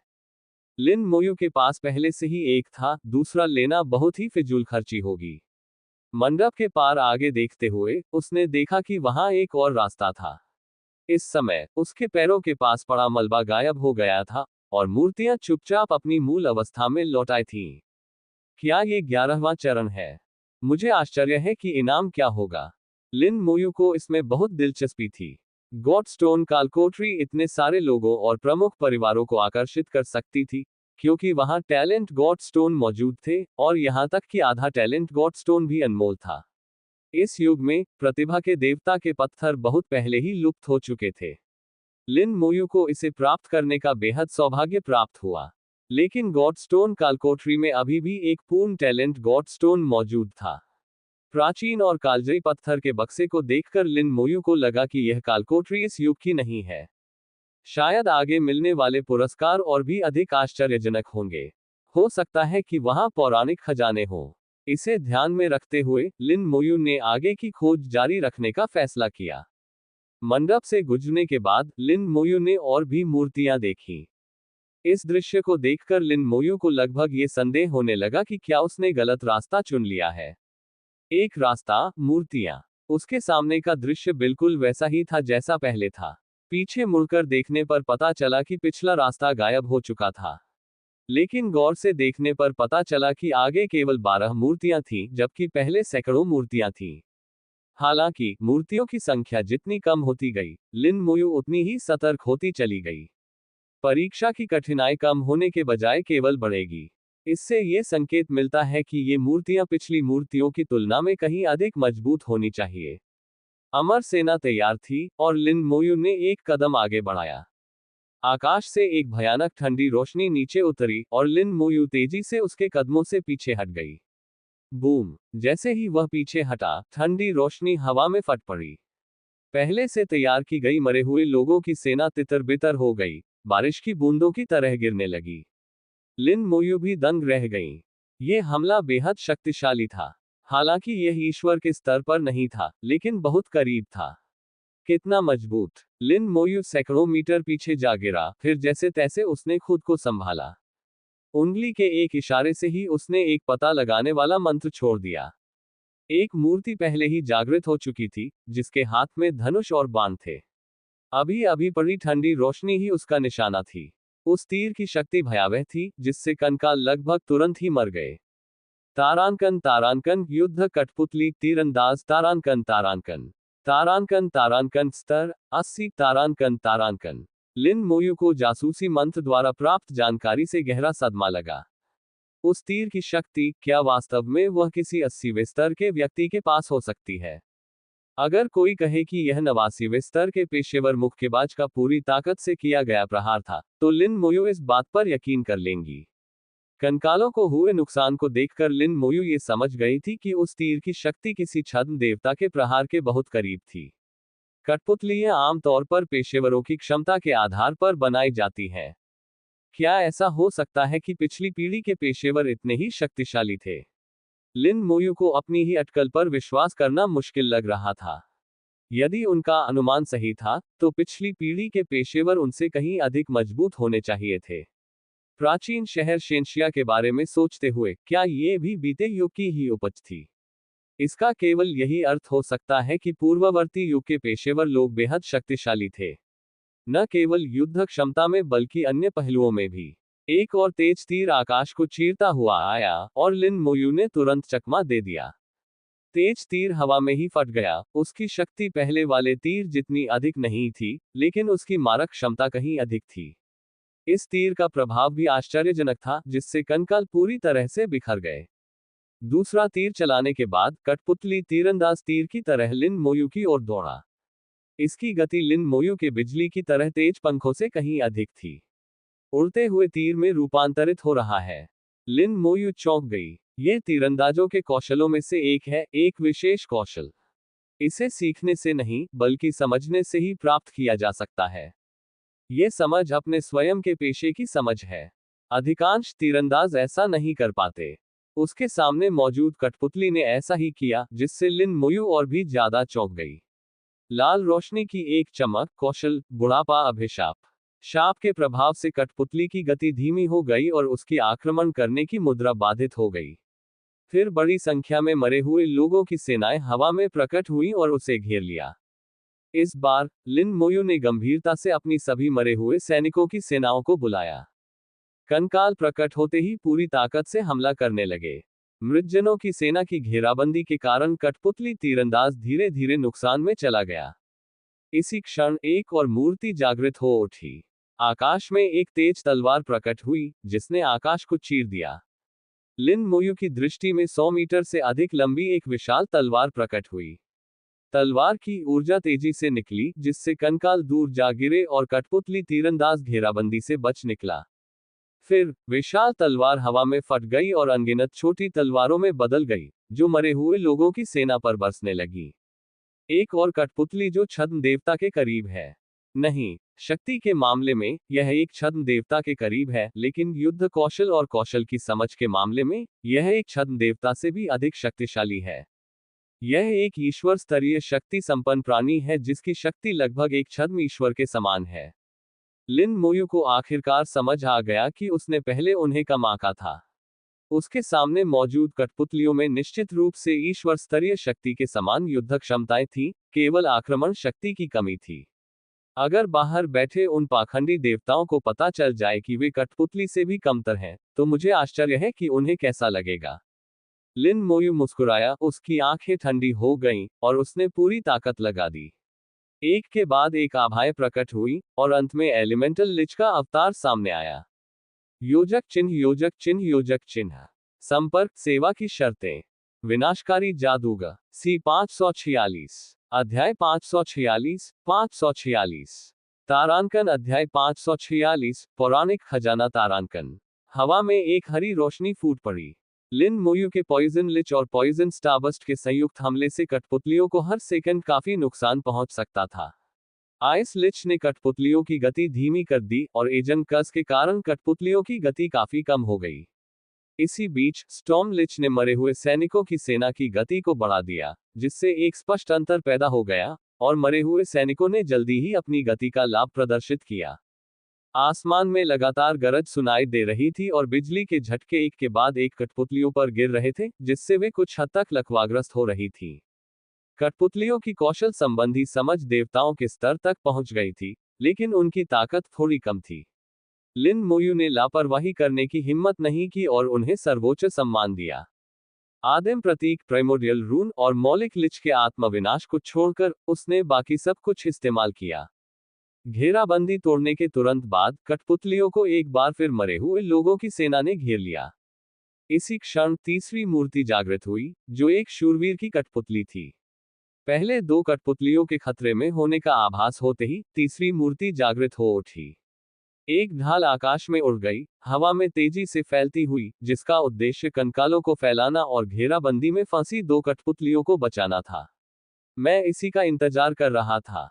एक बार कष्ट सहने के बाद लिन मोयू दूसरी बार कष्ट नहीं सहना चाहती थी। वह लंबे समय से तैयार था और जब तीसरी कठपुतली जागी तो तैयार की गई मरे हुए लोगों की सेना ने कार्रवाई की। मौलिक विस्फोटों ने ढाल को निशाना बनाया और लगातार उस पर बमबारी की। लगभग पलक झपकते ही ये 5000 से अधिक बार फट गया। ढाल को जबरदस्ती उड़ा दिया गया। कंकालनुमा तीरंदाजों के सभी तीर तीसरे शूरवीर कठपुतली पर निशाना साध रहे थे। पलक झपकते ही तीरों की बौछार शुरू हो गई। तीरंदाजों के तीर बिजली की तरह तेज थे, जो शूरवीर की कठपुतली पर मूसलाधार बारिश की तरह गिर रहे थे। शूरवीर की कठपुतली तीरों से छलनी हो गई थी और उस पर लगातार तीर बरसते जा रहे थे। वह दहाड़ा, उसकी आभा उमड़ पड़ी, उसने अपने शरीर पर लगे सभी तीरों को झटक दिया और साथ ही आने वाले और तीरों को भी रोक दिया। उसने अपना कवच वापस लेने के लिए हाथ बढ़ाया और फिर हवा में उड़ते हुए लिन मोयू की ओर तेजी से बढ़ा। लिन मोयू ने हल्की सी मुस्कान के साथ कहा, यह वास्तव में सम्मन को मारना जानता है। ये कठपुतलियां एक दूसरे का साथ देना जानती थी और नेता को पहले पकड़ने की रणनीति को समझती थी। इन कठपुतलियों का निर्माता सचमुच विलक्षण था। लिन मोयू ने मन ही मन उनकी तुलना की और उसे पता था कि मेंग एनवेन भी कठपुतलियां बना सकती थी, लेकिन वे इन कठपुतलियों की तुलना में बहुत कमजोर थीं। इसके अलावा लगभग ईश्वर स्तरीय युद्ध शक्ति वाले 80 स्तर के कठपुतले बनाने की क्षमता का तो जिक्र ही नहीं। यहां तक कि 70वें स्तर की कठपुतलियां बनाना भी असंभव था। इस लिहाज से देखा जाए तो पिछला युग उनके वर्तमान युग की तुलना में कहीं अधिक शक्तिशाली था। लिन मोयू वास्तव में गहन शोध के लिए इन कठपुतलियों में से एक को वापस ले जाना चाहती थी, लेकिन वह ये भी जानता था कि यह असंभव था। आकाश में एक विशाल आग का गोला दिखाई दिया। आग के गोले का व्यास 100 मीटर से अधिक था, मानो हवा में एक धधकते सूरज की तरह वह दिखाई दे रहा हो। उसे इस बात का पता नहीं था कि एक और कठपुतली जाग उठी थी। इस बार वह एक जादूगर था। आकाश से एक विशाल आग का गोला गिरा, लेकिन लिन मोयू को जरा भी डर नहीं लगा। उसने मरे हुओं की सेना को आग के गोले के हमले का सामना करने दिया। इस समय तीरंदाज और तलवारबाज कठपुतलियां अपनी सीमा तक पहुंच चुकी थीं। बेहतर यही होगा कि पहले उन्हें ही खत्म कर दिया जाए। आग का गोला हवा में फट गया, जिससे लिन मोयू की आंखें चकाचौंध हो गईं और उसकी दृष्टि आग की रोशनी से भर गई। उसी समय कठपुतलियों के टूटने की आवाज सुनाई दी। लिन मोयू ये जानकर बेहद खुश हुई कि दोनों कठपुतलियों का काम तमाम हो गया है। उसने अपनी आंखें बंद कर ली और अपना ध्यान कंकालों की ओर केंद्रित कर लिया। आग की रोशनी से अप्रभावित कंकाल पहले से ही जादूगर की ओर दौड़ रहे थे। संभवतः धनुर्धर और तलवारबाज की कठपुतलियों के विनाश को भांपते हुए शेष 8 मूर्तियां एक साथ जागृत हो उठी।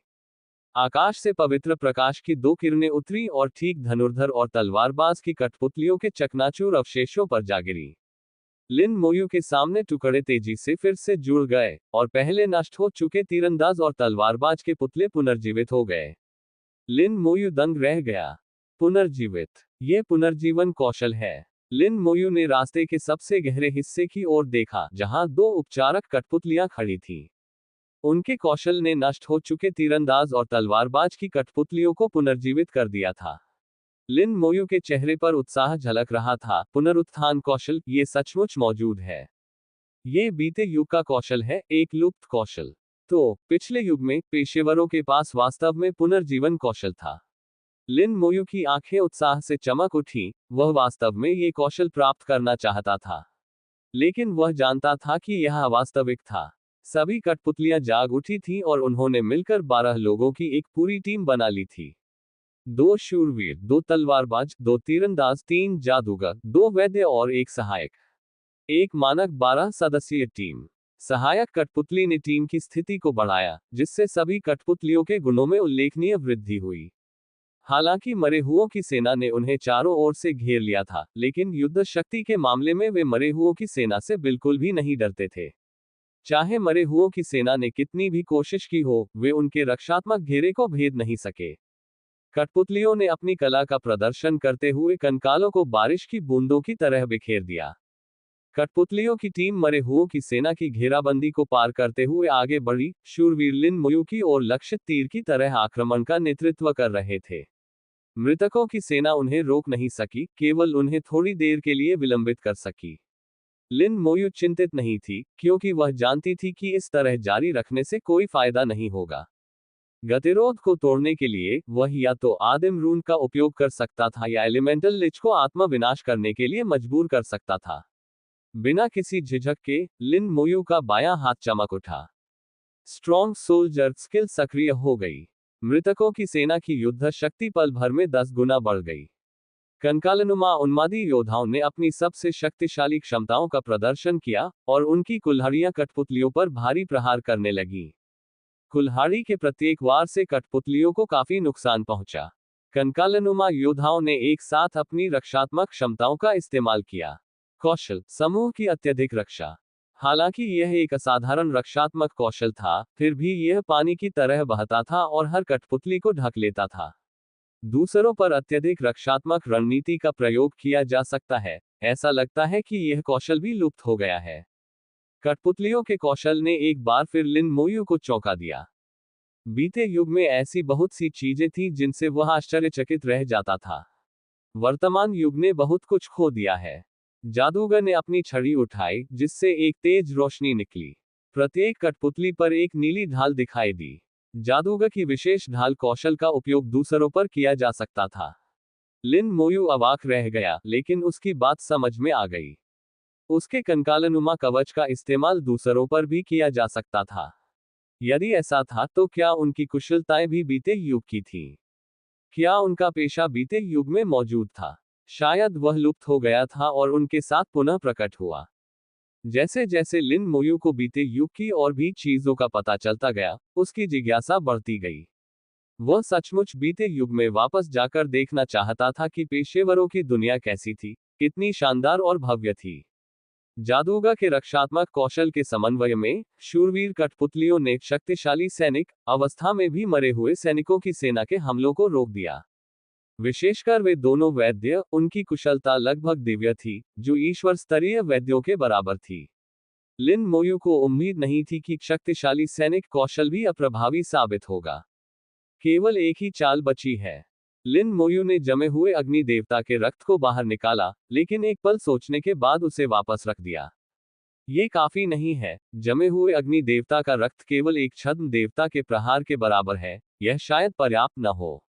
कुछ देर सोचने के बाद लिन मोयू ने विष देवता का रक्त निकाला। विष देवता का रक्त ठोस अग्नि देवता के रक्त की तुलना में कहीं अधिक शक्तिशाली था। यही अंतर एक छद्म देवता और एक स्तर 93 के देवता के बीच का था। दोनों की तुलना नहीं की जा सकती थी। इस मुकाम तक पहुंचने के बाद लिन मोयू के पास पीछे हटने का कोई विकल्प नहीं था। कालकोठरी में जहर का इस्तेमाल करना ही क्यों न पड़े, उसे इन कठपुतलियों से निपटना ही था और अंतिम विजय प्राप्त करनी थी। वह इस मूल्यांकन का पुरस्कार जीतने के लिए दृढ़ संकल्पित था। पॉइजन लिच तेजी से बाहर निकला और कठपुतलियों के समूह में कूद पड़ा। 2 सेकंड बाद चटकने की आवाज सुनाई दी। एक हरी रोशनी ने पूरी कठपुतली टीम को घेर लिया। उन्हें भागने से रोकने के लिए लिन मोयू ने कुछ कंकालनुमा उन्मादी सैनिकों की बलि भी दे दी। जहर उनके शरीर में समा गया और शक्तिशाली कठपुतलियां टुकड़े टुकड़े होकर जमीन पर गिर पड़ी। क्षति अपनी चरम सीमा पर पहुंच गई और उनके शरीर चूर चूर हो गया। लिन मोयू ने ताली बजाई, इस बात से संतुष्ट होकर कि यह चाल कारगर साबित हुई, और उन सभी को तुरंत मार डाला। वह मंडप की ओर जाने वाले रास्ते पर चल पड़ा। वही पत्थर की मेज, वही पत्थर का बक्सा। इस बार लिन मोयू स्वयं मंडप में दाखिल हुई और पत्थर का बक्सा उठाया। इसे खोलते ही अनगिनत तारों की किरणें आकाश में फैल गईं। तारों की रोशनी चकाचौंध भरी और मनमोहक थी, और लिन मोयू ने फुसफुसाते हुए कहा, ये कौशल की रोशनी है। लिन मोयू ने इससे पहले भी इसी तरह की रोशनी देखी थी, लेकिन केवल कौशल स्क्रॉल का उपयोग करते समय। ये बत्तियां कौशल का प्रतिनिधित्व करती थीं। ऐसा महसूस हुआ मानो उसके अंदर कुछ हलचल हो रही हो। लिन मोयू को एहसास हुआ कि डिब्बे में मौजूद तारे के आकार का रत्न कौशल से संबंधित है। उसने एक किंवदंती के बारे में सोचा, कौशल के बारे में एक किंवदंती, जिसे उसने शाही गुप्त पुस्तकालय में एक पुरानी किताब में पढ़ा था। उन्हें लगा था कि यह सिर्फ एक मिथक है। ऐसा कहा जाता है कि प्राचीन काल में कौशल देवता पत्थर होते थे, जिनमें चमत्कार करने की शक्ति होती थी। क्या यही वो पल हो सकता है? एक जासूसी मंत्र बाहर निकला। अगले ही पल लिन मोयू उत्साह से कांप उठी। योजक चिन्ह, योजक चिन्ह, योजक चिन्ह। संपर्क, सेवा की शर्तें। विनाशकारी जादूगर। सी 547। अध्याय 547, 547। तारांकन अध्याय 547। मैं मूक नहीं हूं तारांकन। गॉडस्टोन कालकोठरी के बाहर हर कोई बड़ी बड़ी आंखों से देख रहा था। लिन स्क्रीन पर दिख रहा स्को अविश्वसनीय था। इससे पहले का 100 अंकों का स्को भी आश्चर्यजनक था। 100 अंकों ने गॉडस्टोन कालकोठरी की खोज के बाद से उच्चतम रिकॉर्ड तोड़ दिया। इससे लोगों को यह एहसास हुआ कि गॉडस्टोन कालकोठरी में वास्तव में 95 से अधिक अंक प्राप्त किए जा सकते हैं, और 100 अंक प्राप्त करना संभव है। लेकिन फिर स्को बेकाबू हो गया। जैसे जैसे लिन मोयू कठपुतलियों को मारती गई, संगीत की गति बढ़ती गई। जब लिन मोयू पहली बार पवेलियन पहुंची और 10वां चरण पार किया, तब तक उसका स्कोर 400 अंक तक पहुंच चुका था। जब लोगों को लगा कि 400 अंक ही सीमा है, तभी स्कोर फिर से बदल गया। अब स्क्रीन पर स्कोर 1000 अंक तक पहुंच गया था। 12 कठपुतलियां, जिनकी युद्ध शक्ति लगभग ईश्वर स्तर की थी, प्रत्येक कठपुतली 50 अंक लाती थी। 12 कठपुतलियों का कुल योग ठीक 600 अंक था। लिन मोयू द्वारा उनसे निपटने के बाद स्कोर चौंकाने वाले 1000 अंकों तक पहुंच गया। अब बात सिर्फ रिकॉर्ड तोड़ने की नहीं थी। किसी को नहीं पता था कि लिन मोयू के अंदर क्या चल रहा था। लेकिन स्कोर में हुए बदलावों से यह पता चलता है कि लिन मोयू निश्चित रूप से अंदर ही अंदर एक अलग तरह की परीक्षा से गुजर रही थी। इसके अलावा इस परीक्षा की कठिनाई संभवतः अत्यंत आश्चर्यजनक थी। वहां मौजूद सभी लोग, जिनमें भगवान के स्तर के सभी शक्तिशाली लोग भी शामिल थे, अतीत में गॉडस्टोन कालकोठरी में प्रवेश कर चुके थे। लेकिन वे बाद के परीक्षणों के लिए भी अर्हता प्राप्त नहीं कर सके। बाय युवान ने धीमी आवाज में कहा, शाओयू को अंदर से वास्तव में क्या महसूस हो रहा है? मेंग गनवेन ने सोचा, ये निश्चित है कि अंदर की परीक्षा बहुत कठिन है। जब शाओयू बाहर आएगा, तो हमें उससे सावधानीपूर्वक पूछताछ करनी होगी। मुझे वास्तव में उत्सुकता है। मुझे इस बात की भी जिज्ञासा है कि इस प्राचीन कालकोठरी में किस तरह के परीक्षणों की व्यवस्था की गई है। लिन मोयू ने उत्साह से पत्थर का बक्सा पकड़ रखा था। पत्थर के बक्से के अंदर एक दिव्य पत्थर आकाशगंगा की तरह चमक रहा था। तारांकन। तारांकन कौशल देवशिल्प पत्थर कौशलों को बढ़ाने की क्षमता रखता है। एक या एक से अधिक कौशलों को बढ़ा सकता है, जिससे वे अपनी सीमाओं को पार कर सकते हैं। तारांकन। तारांकन, जी हाँ, यह पौराणिक कौशल देवता पत्थर है। ऐसी चीज सचमुच मौजूद है। पिछली सदी में पेशेवरों का विकास किस स्तर तक पहुंचा था, और यह क्यों लुप्त हो गया? उत्साह के बीच लिन मोयू का दिल भावनाओं की लहरों से भर गया। उस दौर में वास्तव में क्या हुआ था? पेशेवरों का इतना गौरवशाली युग इतने कम निशान छोड़कर क्यों लुप्त हो गया? मुझे आश्चर्य है कि अंतारेस को कितना पता होगा। मौका मिलते ही मुझे उससे पूछना चाहिए। लिन मोयू ने स्किल गॉडस्टोन का उपयोग किए बिना बॉक्स को एक तरफ रख दिया। हर वस्तु के उपयोग का एक उचित समय होता है, और अभी स्पष्ट रूप से उपयोग का सबसे अच्छा समय नहीं था। उसके कौशल अभी पूरी तरह से सीखे नहीं गए थे, और उसके कौशल उस स्तर तक नहीं पहुंचे थे जहां उन्हें और बेहतर न बनाया जा सके। लिन मोयू ने पता लगाने वाले मंत्र द्वारा प्रेषित जानकारी के अंतिम अंश को समझ लिया, जिससे संकेत मिलता है कि कौशल अपनी सीमाओं को तोड़ सकते हैं। इस दृष्टिकोण से देखा जाए तो स्किल गॉड स्टोन का यही सबसे बड़ा कार्य था।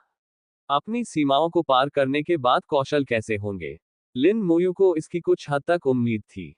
मंडप से परे देखने पर न तो कोई नया रास्ता था और न ही कोई नई मूर्तियां थीं। ऐसा प्रतीत हुआ कि परीक्षा यही समाप्त हो गई। मंडप के पीछे एक बगीचा था, और जब लिन मोयू ने स्किल गॉड स्टोन को हटा दिया, तो ऐसा लगा मानो कालकोठरी की कुछ पाबंदी हट गई हो। एक अजीब सी सुगंध हवा में फैल गई। बगीचे में फूल पूरी तरह खिले हुए थे। जब लिन मोयू ने चारों ओर देखा, तो वह गहरे सदमे में आ गया और काफी देर तक कुछ बोल नहीं पाया।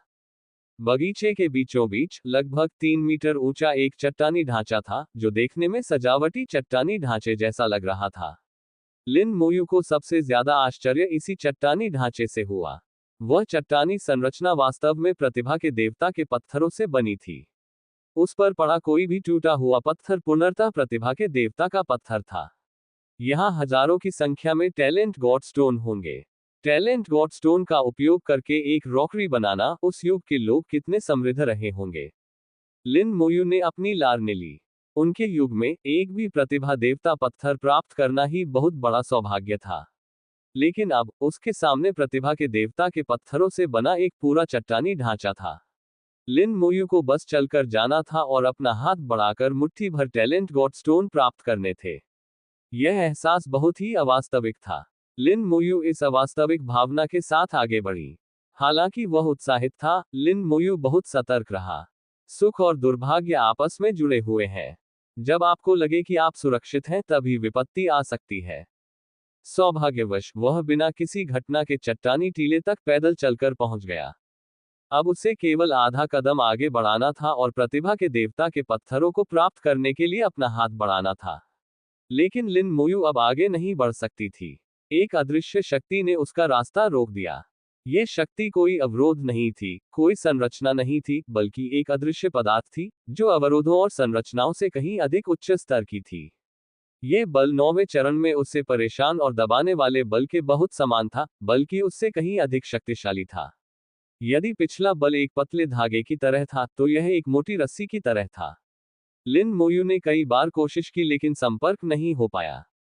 इस शक्ति ने चट्टानी संरचना की रक्षा की, जिससे वह देख तो सकता था लेकिन कुछ ले नहीं सकता था। लिन मोयू ने चट्टानी संरचना के चारों ओर घूमते हुए पाया कि जमीन प्रतिभा के देवता के पत्थरों से ढकी हुई थी।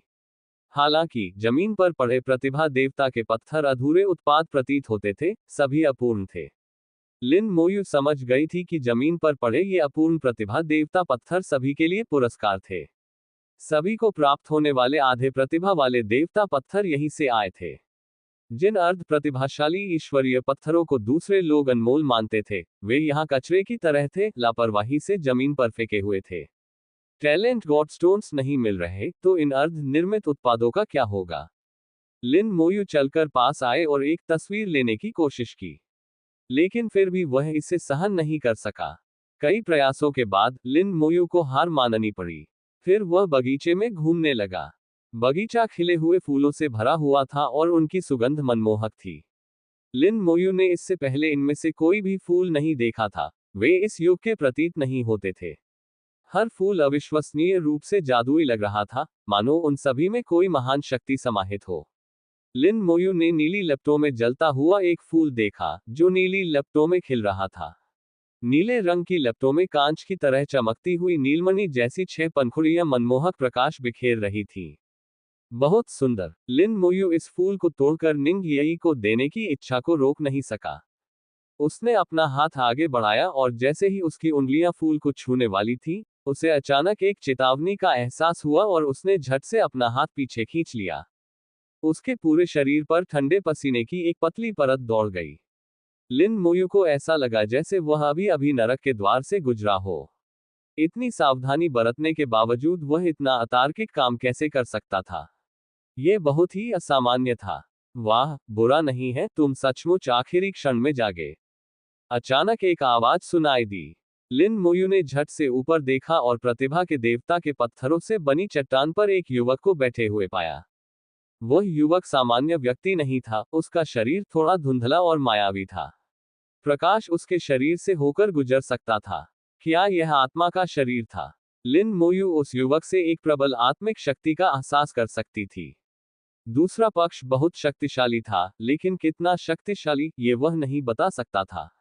लिन मोयू ने सावधानी से पूछा, तुम कौन हो? युवक हंसा और चट्टान से नीचे कूद गया। पलक झपकते ही वह लिन मोयू के सामने प्रकट हो गया। आप मुझे स्टोन स्पिरिट कह सकते हैं। मैं इस कालकोठरी का प्रबंधक हूँ। मैं पहले ही बाहर आना चाहता था, लेकिन आपने परीक्षा पूरी तरह से पास नहीं की थी, इसलिए मुझे इंतजार करना पड़ा। सौभाग्य से आप आखिरी क्षण में रुक गए, अन्यथा ये बहुत परेशानी वाली बात हो सकती थी। क्या तुम्हें पता है कि तुम अभी कितने खतरनाक थे? वह नीला मनमोहक फूल, उस पर जलती नीली मनमोहक अग्नि आत्माओं को जला सकती है। भले ही तुम अग्नि तत्वों से अप्रभावित हो, इससे कोई फर्क नहीं पड़ेगा। अगर तुमने नीली जादुई आग को छुआ, तो क्या तुम जानते हो कि तुम्हारे साथ क्या होगा? तुम नीली रोशनी में फट जाओगे और तुम्हारी आत्मा राख में बदल जाएगी। हालांकि मैं तुम्हें बचा सकता हूं, लेकिन मुझे तुम्हें क्यों बचाना चाहिए? लेकिन मैं फिर भी तुम्हें बचा लूंगा, क्योंकि इतने सालों में तुम यहां पहुंचने वाले पहले व्यक्ति हो। इसलिए मैं नहीं चाहता कि तुम मरो, मैं तुम्हें बचा लूंगा। सौभाग्य से आप काफी बुद्धिमान हैं, आपकी छठी इंद्री बहुत तेज है। पत्थर की आत्मा ने बहुत देर तक कुछ नहीं बोला था, और वह लगातार बड़बड़ाती रही। लिन मोयू चुपचाप इसे देखती रही। अपनी बात समाप्त करने के बाद उसने लिन मोयू को अजीबोगरीब ढंग से देखा और कहा, अरे, तुम कुछ क्यों नहीं बोल रही हो? वैसे जब से तुम कालकोठरी में आए हो, तब से तुमने एक शब्द भी नहीं बोला है।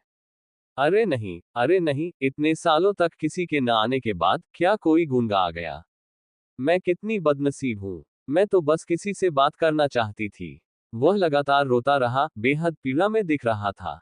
वह पूरी आत्मा लिन मोयू के सामने सिर पकड़े हुए बैठी थी, मानो उसे बहुत दर्द हो रहा हो। फिर उसने जोर से चिल्लाकर कहा, ठीक है, मूक होना किसी के न होने से बेहतर है। लिन मोयू ने देखा कि वह आखिरकार शांत हो गया है और फिर धीरे से बोली, मैं गूंगी नहीं हूं। योजक चिन्ह, योजक चिन्ह, योजक चिन्ह। संपर्क सेवा की शर्तें। विनाशकारी जादूगर। सी 548। अध्याय 548। 548। तारांकन अध्याय 548। महादेव अलग होते हैं तारांकन।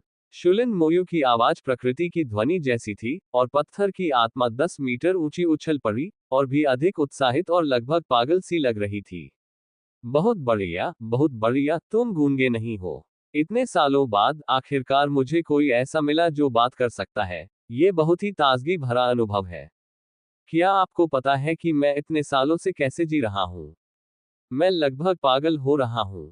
बाहर खड़े वे लोग एक के बाद एक आते रहे, लेकिन वे सब बेकार थे, यहां तक कि पहुंच भी नहीं सके। यह आत्मा मदद करना चाहती थी, लेकिन कर नहीं सकी।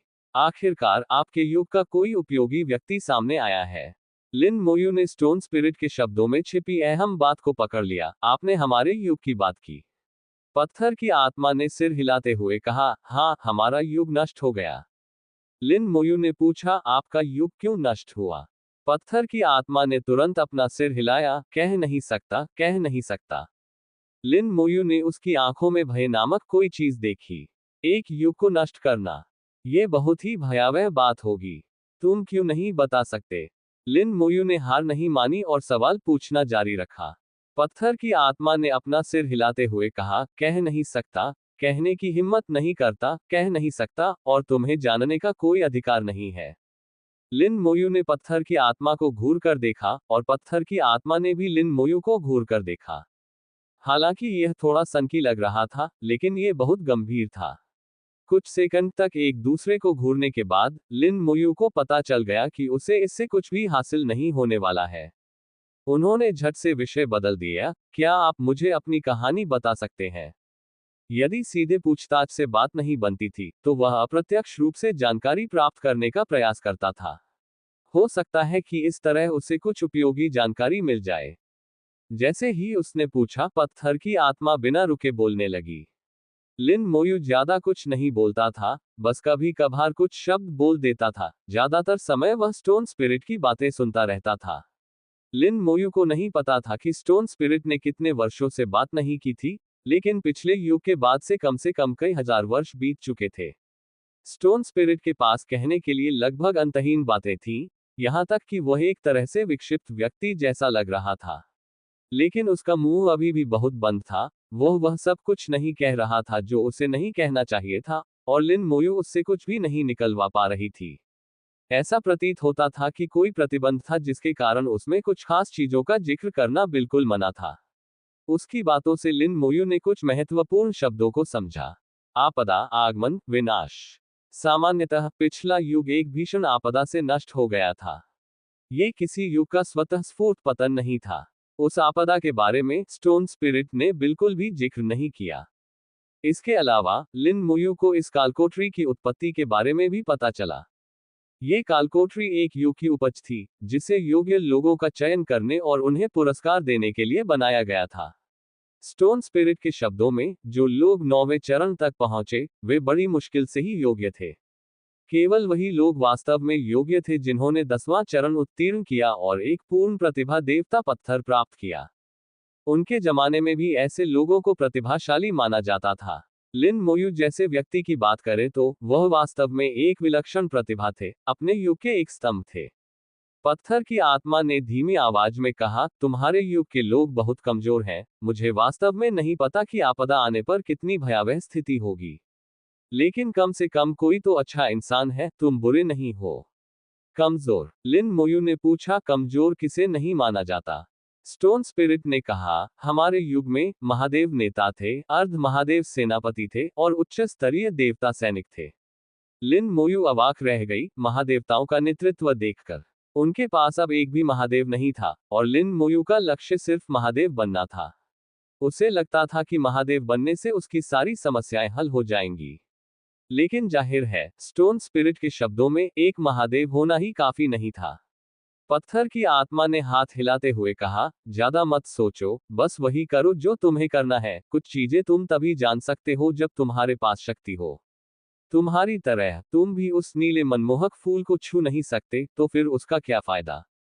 लिन मोयू ने गहरी आवाज में कहा, तुम्हारा मतलब है कि नीला मनमोहक फूल अंतिम परीक्षा है? पत्थर की आत्मा हंसी, क्या तुमने ध्यान नहीं दिया? यहाँ इस नीले मनमोहक फूल के अलावा तुम किसी और चीज को छू नहीं सकते। नीले मनमोहक फूल पर नीली लौ को नीली मनमोहक अग्नि कहा जाता है। ये सीधे आत्मा को प्रभावित करती है और आत्मा पर सम्मोहक प्रभाव डालती है। इसलिए चाहे आप कितने भी सावधान क्यों न हो, फिर भी आप इसके झांसे में आ जाएंगे। लेकिन जब तक आपकी आत्मा काफी तेज है, आप अंततः जाग जाएंगे। लिन मोयू ने पूछा, अगर मैं जाग ही न पाऊं तो क्या होगा?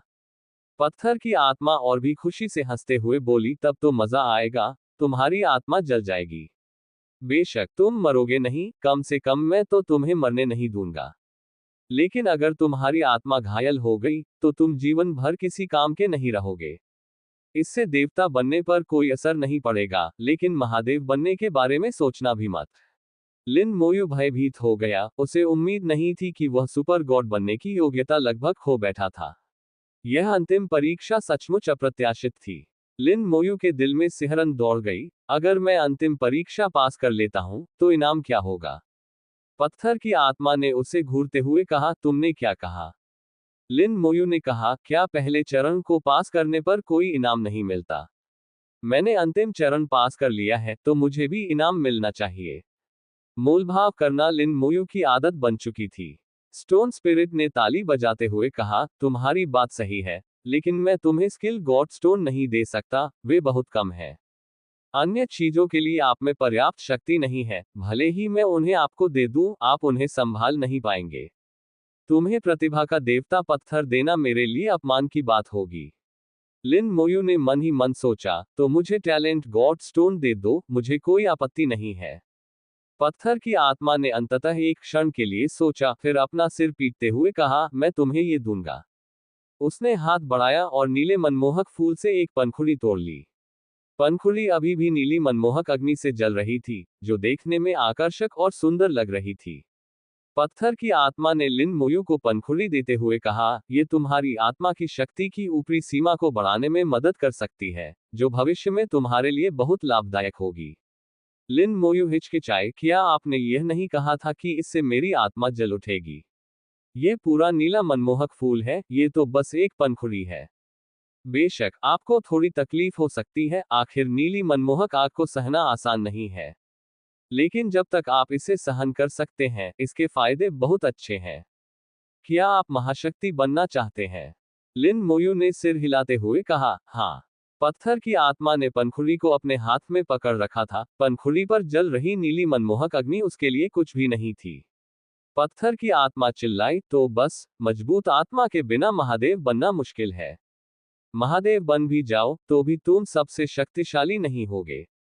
यह मत सोचो कि महाशक्ति बनना ही अंत है, महाशक्तियों के बीच बहुत बड़ा अंतर होता है। लिन मोयू ने इसका अर्थ समझा और इसके शब्दों पर विश्वास करना चुना। उसे नुकसान पहुंचाने का कोई कारण नहीं था। लिन मोयू को सहमत होते देख पत्थर की आत्मा ने सीधे नीली मनमोहक पंखुड़ी को लिन मोयू पर फेंक दिया। बूम! नीली लपटें आकाश में उठी, जिससे पूरा बगीचा एक रहस्यमय नीले रंग में रंग गया। तीव्र दर्द उसके पूरे शरीर में फैल गया, लिन मोयू नीली लपटों से घिर गया। दर्द, असहनीय दर्द। अपने जन्म से लेकर परलोक में जाने से पहले के अपने पिछले जीवन सहित लिन मोयू ने कभी भी इतना तीव्र दर्द महसूस नहीं किया था। क्या यही आत्मा का दर्द है? लेकिन मेरा पूरा शरीर क्यों जल रहा है? पत्थर की आत्मा निर्दयता से हंस पड़ी। लिन मोयू को आग की लपटों में घिरा देखकर वह और भी निर्दयता से हंसने लगी। क्या इससे दर्द होता है? दर्द होना चाहिए, भला आत्मा के जलने से दर्द कैसे नहीं होगा? लेकिन आपको यह मानना होगा कि केवल कष्टों से गुजरकर ही आप श्रेष्ठ व्यक्ति बन सकते हैं, कष्टों के बिना आप कैसे मजबूत बन सकते हैं? क्या आप सोच रहे हैं कि आपका पूरा शरीर क्यों जल रहा है जबकि असल में आपकी आत्मा जल रही है? क्या आपने बगीचे में प्रवेश करने के बाद पीछे मुड़कर देखा है? आप देख सकते हैं, आपको समझ आ जाएगा। लिन मोयू की शेष चेतना को अचानक एहसास हुआ कि जब से वह बगीचे में दाखिल हुआ था, तब से वह वहां की हर चीज की ओर आकर्षित हो रहा था और उसने पीछे मुड़कर नहीं देखा था। अब पीछे मुड़कर देखने पर उसने पाया कि मंडप में उसका ही एक और रूप मौजूद था। मंडप में मौजूद दूसरा स्वरूप स्तब्ध था, और उसकी मरे हुए सैनिकों की सेना भी स्तब्ध थी। लिन मोयू को एहसास हुआ कि बगीचे में केवल उसकी आत्मा ही प्रवेश कर चुकी थी, उसका शरीर नहीं। पत्थर की आत्मा हंसी, अब समझ में आया। इस बगीचे को आत्मा उद्यान भी कहा जाता है, इसमें केवल आत्माएं ही प्रवेश कर सकती हैं। इसीलिए तुम्हारा पूरा शरीर आग की तरह जल रहा है। चिंता मत करो, सहन करो, ये बस थोड़ा सा दर्द है, भविष्य के लिए इसे अच्छे से सहन करो। लिन मोयू का मन कर रहा था कि वह मन ही मन गाली दे। ये कैसी बेतुकी बातें कर रहा था? थोड़े से दर्द का क्या मतलब था? ये तो असहनीय दर्द था। आत्मा में पीड़ा थी, वह बेहोश भी नहीं हो सकता था, वह केवल इसे सहन कर सकता था। नीली मनमोहक अग्नि की निरंतर ज्वाला के नीचे लिन मोयू ने पाया कि उसकी आत्मा वास्तव में मजबूत हो रही थी। उसकी आत्मा और अधिक दृढ़ होती प्रतीत हुई। पत्थर की आत्मा हंसी, मैं गलत नहीं थी, तुम्हारी आत्मा मजबूत होने लगी है। इसे ही दर्द भरी खुशी कहते हैं। इसी क्षण मंडप में मौजूद शरीर से अचानक काले रंग की गैस का एक गुबार फूट पड़ा, और वातावरण में हत्या की मंशा का सैलाब उमड़ पड़ा। डोमेन गॉड स्टोन अचानक उसके शरीर से निकलकर बगीचे में जा गिरा। स्टोन स्पिरिट ने कहा, डोमेन गॉड स्टोन। योजक चिन्ह, योजक चिन्ह, योजक चिन्ह। संपर्क, सेवा की शर्तें। विनाशकारी जादूगर। सी 549। अध्याय 549, 549। तारांकन अध्याय 549, महादेव बनने के बाद वापसी। तारांकन। नीली मनमोहक अग्नि के आत्मा को शुद्ध करने वाले आराम का आनंद ले रही लिन मोयू ने अचानक पत्थर की आत्मा की उद्गार सुनी और आश्चर्यचकित रह गई। स्टोन स्पिरिट शुरू से ही कुछ हद तक सनकी थी, लेकिन ये कहना होगा कि पिछली सदी में विद्यमान आत्मा होने के नाते स्टोन स्पिरिट को बहुत कुछ पता था। वर्तमान युग के लिए पिछला युग सशक्त, समृद्ध और गौरवशाली था। ये बात पत्थर की आत्मा के शब्दों से सुनी जा सकती थी। हालांकि स्टोन स्पिरिट ने इसे स्पष्ट रूप से नहीं कहा, लेकिन उसने लगातार वर्तमान युग के प्रति अपनी घृणा प्रकट की। अप्रत्याशित रूप से ये डोमेन गॉड स्टोन से आश्चर्यचकित हो गया। जब से लिन मोयू को डोमेन गॉड स्टोन मिला था, तब से वह लगातार उसमें अपनी हत्या की मंशा डाल रहा था, लेकिन उसने वास्तव में कभी इसका इस्तेमाल नहीं किया था। इसका कारण ये था कि लिन मोयू को डोमेन गॉड स्टोन का उपयोग करना नहीं आता था। हालांकि लिन मोयू डोमेन गॉड स्टोन की असाधारण प्रकृति को महसूस कर सकती थी। अब यह बात सच प्रतीत हो रही थी, यहां तक कि स्टोन स्पिरिट भी डोमेन गॉड स्टोन को देखकर आश्चर्यचकित रह गया था। स्टोन स्पिरिट ने आश्चर्य का भाव दिखाते हुए कहा, तुम्हारे पास वास्तव में एक डोमेन गॉड स्टोन है। नीली मनमोहक अग्नि के आत्मा को शुद्ध करने वाले सुकून का आनंद लेते हुए लिन मोयू ने दांत पीसते हुए उत्तर दिया, यह मुझे संयोग से प्राप्त हुआ। इसका क्या उपयोग है? स्टोन स्पिरिट और भी ज्यादा हैरान हो गया, तुम्हें डोमेन गॉड स्टोन का कार्य भी नहीं पता। तुम सचमुच एक अजूबा हो। लिन मोयू ने उससे बहस नहीं की, क्योंकि उससे झगड़ा करने का कोई फायदा नहीं था। लिन मोयू के पूछे बिना ही स्टोन स्पिरिट ने बोलना शुरू कर दिया, लेकिन अभी डोमेन गॉड स्टोन तुम्हारे लिए वास्तव में बहुत उपयोगी नहीं है। यह तभी उपयोगी होगा जब तुम भविष्य में सुपर गॉड के स्तर तक पहुंच जाओगे। इस समय डोमेन गॉड स्टोन पहले ही लिन मोयू के पास पहुंच चुका था, और अचानक ही एक सम्मोहन शक्ति प्रकट हुई। लिन मोयू पर जल रही नीली मनमोहक अग्नि को डोमेन गॉड स्टोन ने तुरंत अवशोषित कर लिया। लिन मोयू से नीली मनमोहक अग्नि को अवशोषित करने के बाद डोमेन गॉड स्टोन नीले मनमोहक फूल की ओर उड़ गया और उसमें प्रवेश कर गया। इसने नीले मनमोहक फूल की ज्वालाओं को लालचपूर्वक अवशोषित कर लिया, और मूल रूप से पारदर्शी डोमेन गॉड स्टोन एक रहस्यमय नीले रंग की परत से रंग गया। इस क्षण गॉड स्टोन के भीतर मौजूद काली हत्या की भावना भी नीली पड़ गई। डोमेन गॉड स्टोन ने तुरंत ज्वालाओं को अवशोषित कर लिया और फिर तेजी से लिन मोयू के शरीर में वापस आ गया। पत्थर की आत्मा ने कहा, तुम भाग्यशाली हो। इस डोमेन गॉड स्टोन की गुणवत्ता बहुत उच्च है। हमारे युग में भी यह एक दुर्लभ खजाना था। डोमेन गॉड स्टोन द्वारा नीली मनमोहक अग्नि को अवशोषित कर लेने के बाद लिन मोयू ने अभूतपूर्व रूप से आराम महसूस किया। हालांकि लिन मोयू थोड़ा निराश भी था। उसकी आत्मा थोड़ी मजबूत तो हुई थी, लेकिन और भी मजबूत हो सकती थी। पर अब नीली जादुई अग्नि को डोमेन गॉड स्टोन ने अचानक छीन लिया था। स्टोन स्पिरिट की बातें सुनकर लिन मोयू ने पूछा, डोमेन गॉड स्टोन का असल में क्या उपयोग है? स्टोन स्पिरिट ने हंसते हुए कहा, फिलहाल ये तुम्हारे लिए बेकार है। हालांकि नीली जादुई अग्नि की एक बड़ी मात्रा को अवशोषित करने के बाद डोमेन गॉड स्टोन तुम्हारी आत्मा को अप्रत्याशित लाभ पहुंचाएगा। आप वाकई भाग्यशाली हैं। हमारे जमाने में उच्च गुणवत्ता वाले डोमेन गॉड स्टोन ऐसे खजाने थे जिनके लिए लोग जान तक देने को तैयार रहते थे। लिन मोयू ने पूछा, क्या ये टैलेंट गॉड स्टोन और स्किल गॉड स्टोन से बेहतर है? स्टोन स्पिरिट ने थोड़ी सी अवहेलना दिखाते हुए कहा, बकवास। साधारण टैलेंट गॉड स्टोन की तुलना डोमेन गॉड स्टोन से कैसे की जा सकती है?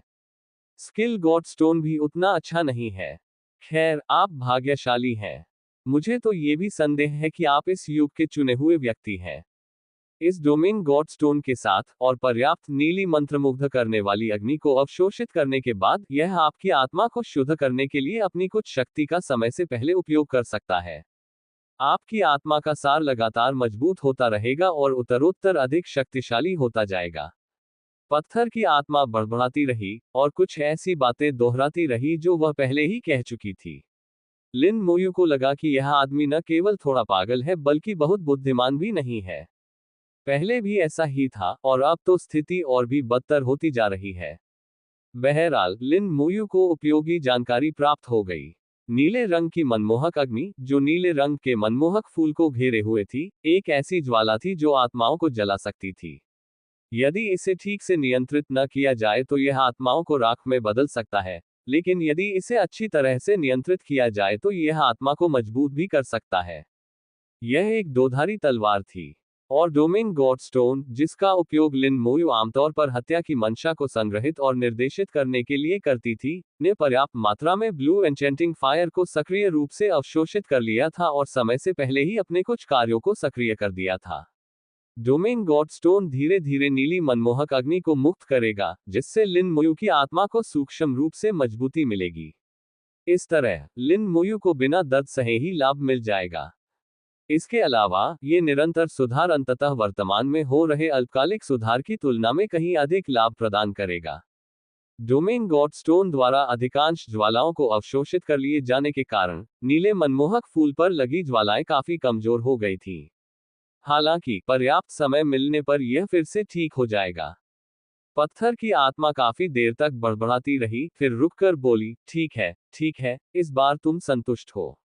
मेरे नीले मनमोहक फूल के लिए कितना दुख की बात है। मुझे नहीं पता कि इसे ठीक होने में कितने साल लगेंगे। लिन मोयू ने कृतज्ञता भरी मुस्कान के साथ कहा, धन्यवाद।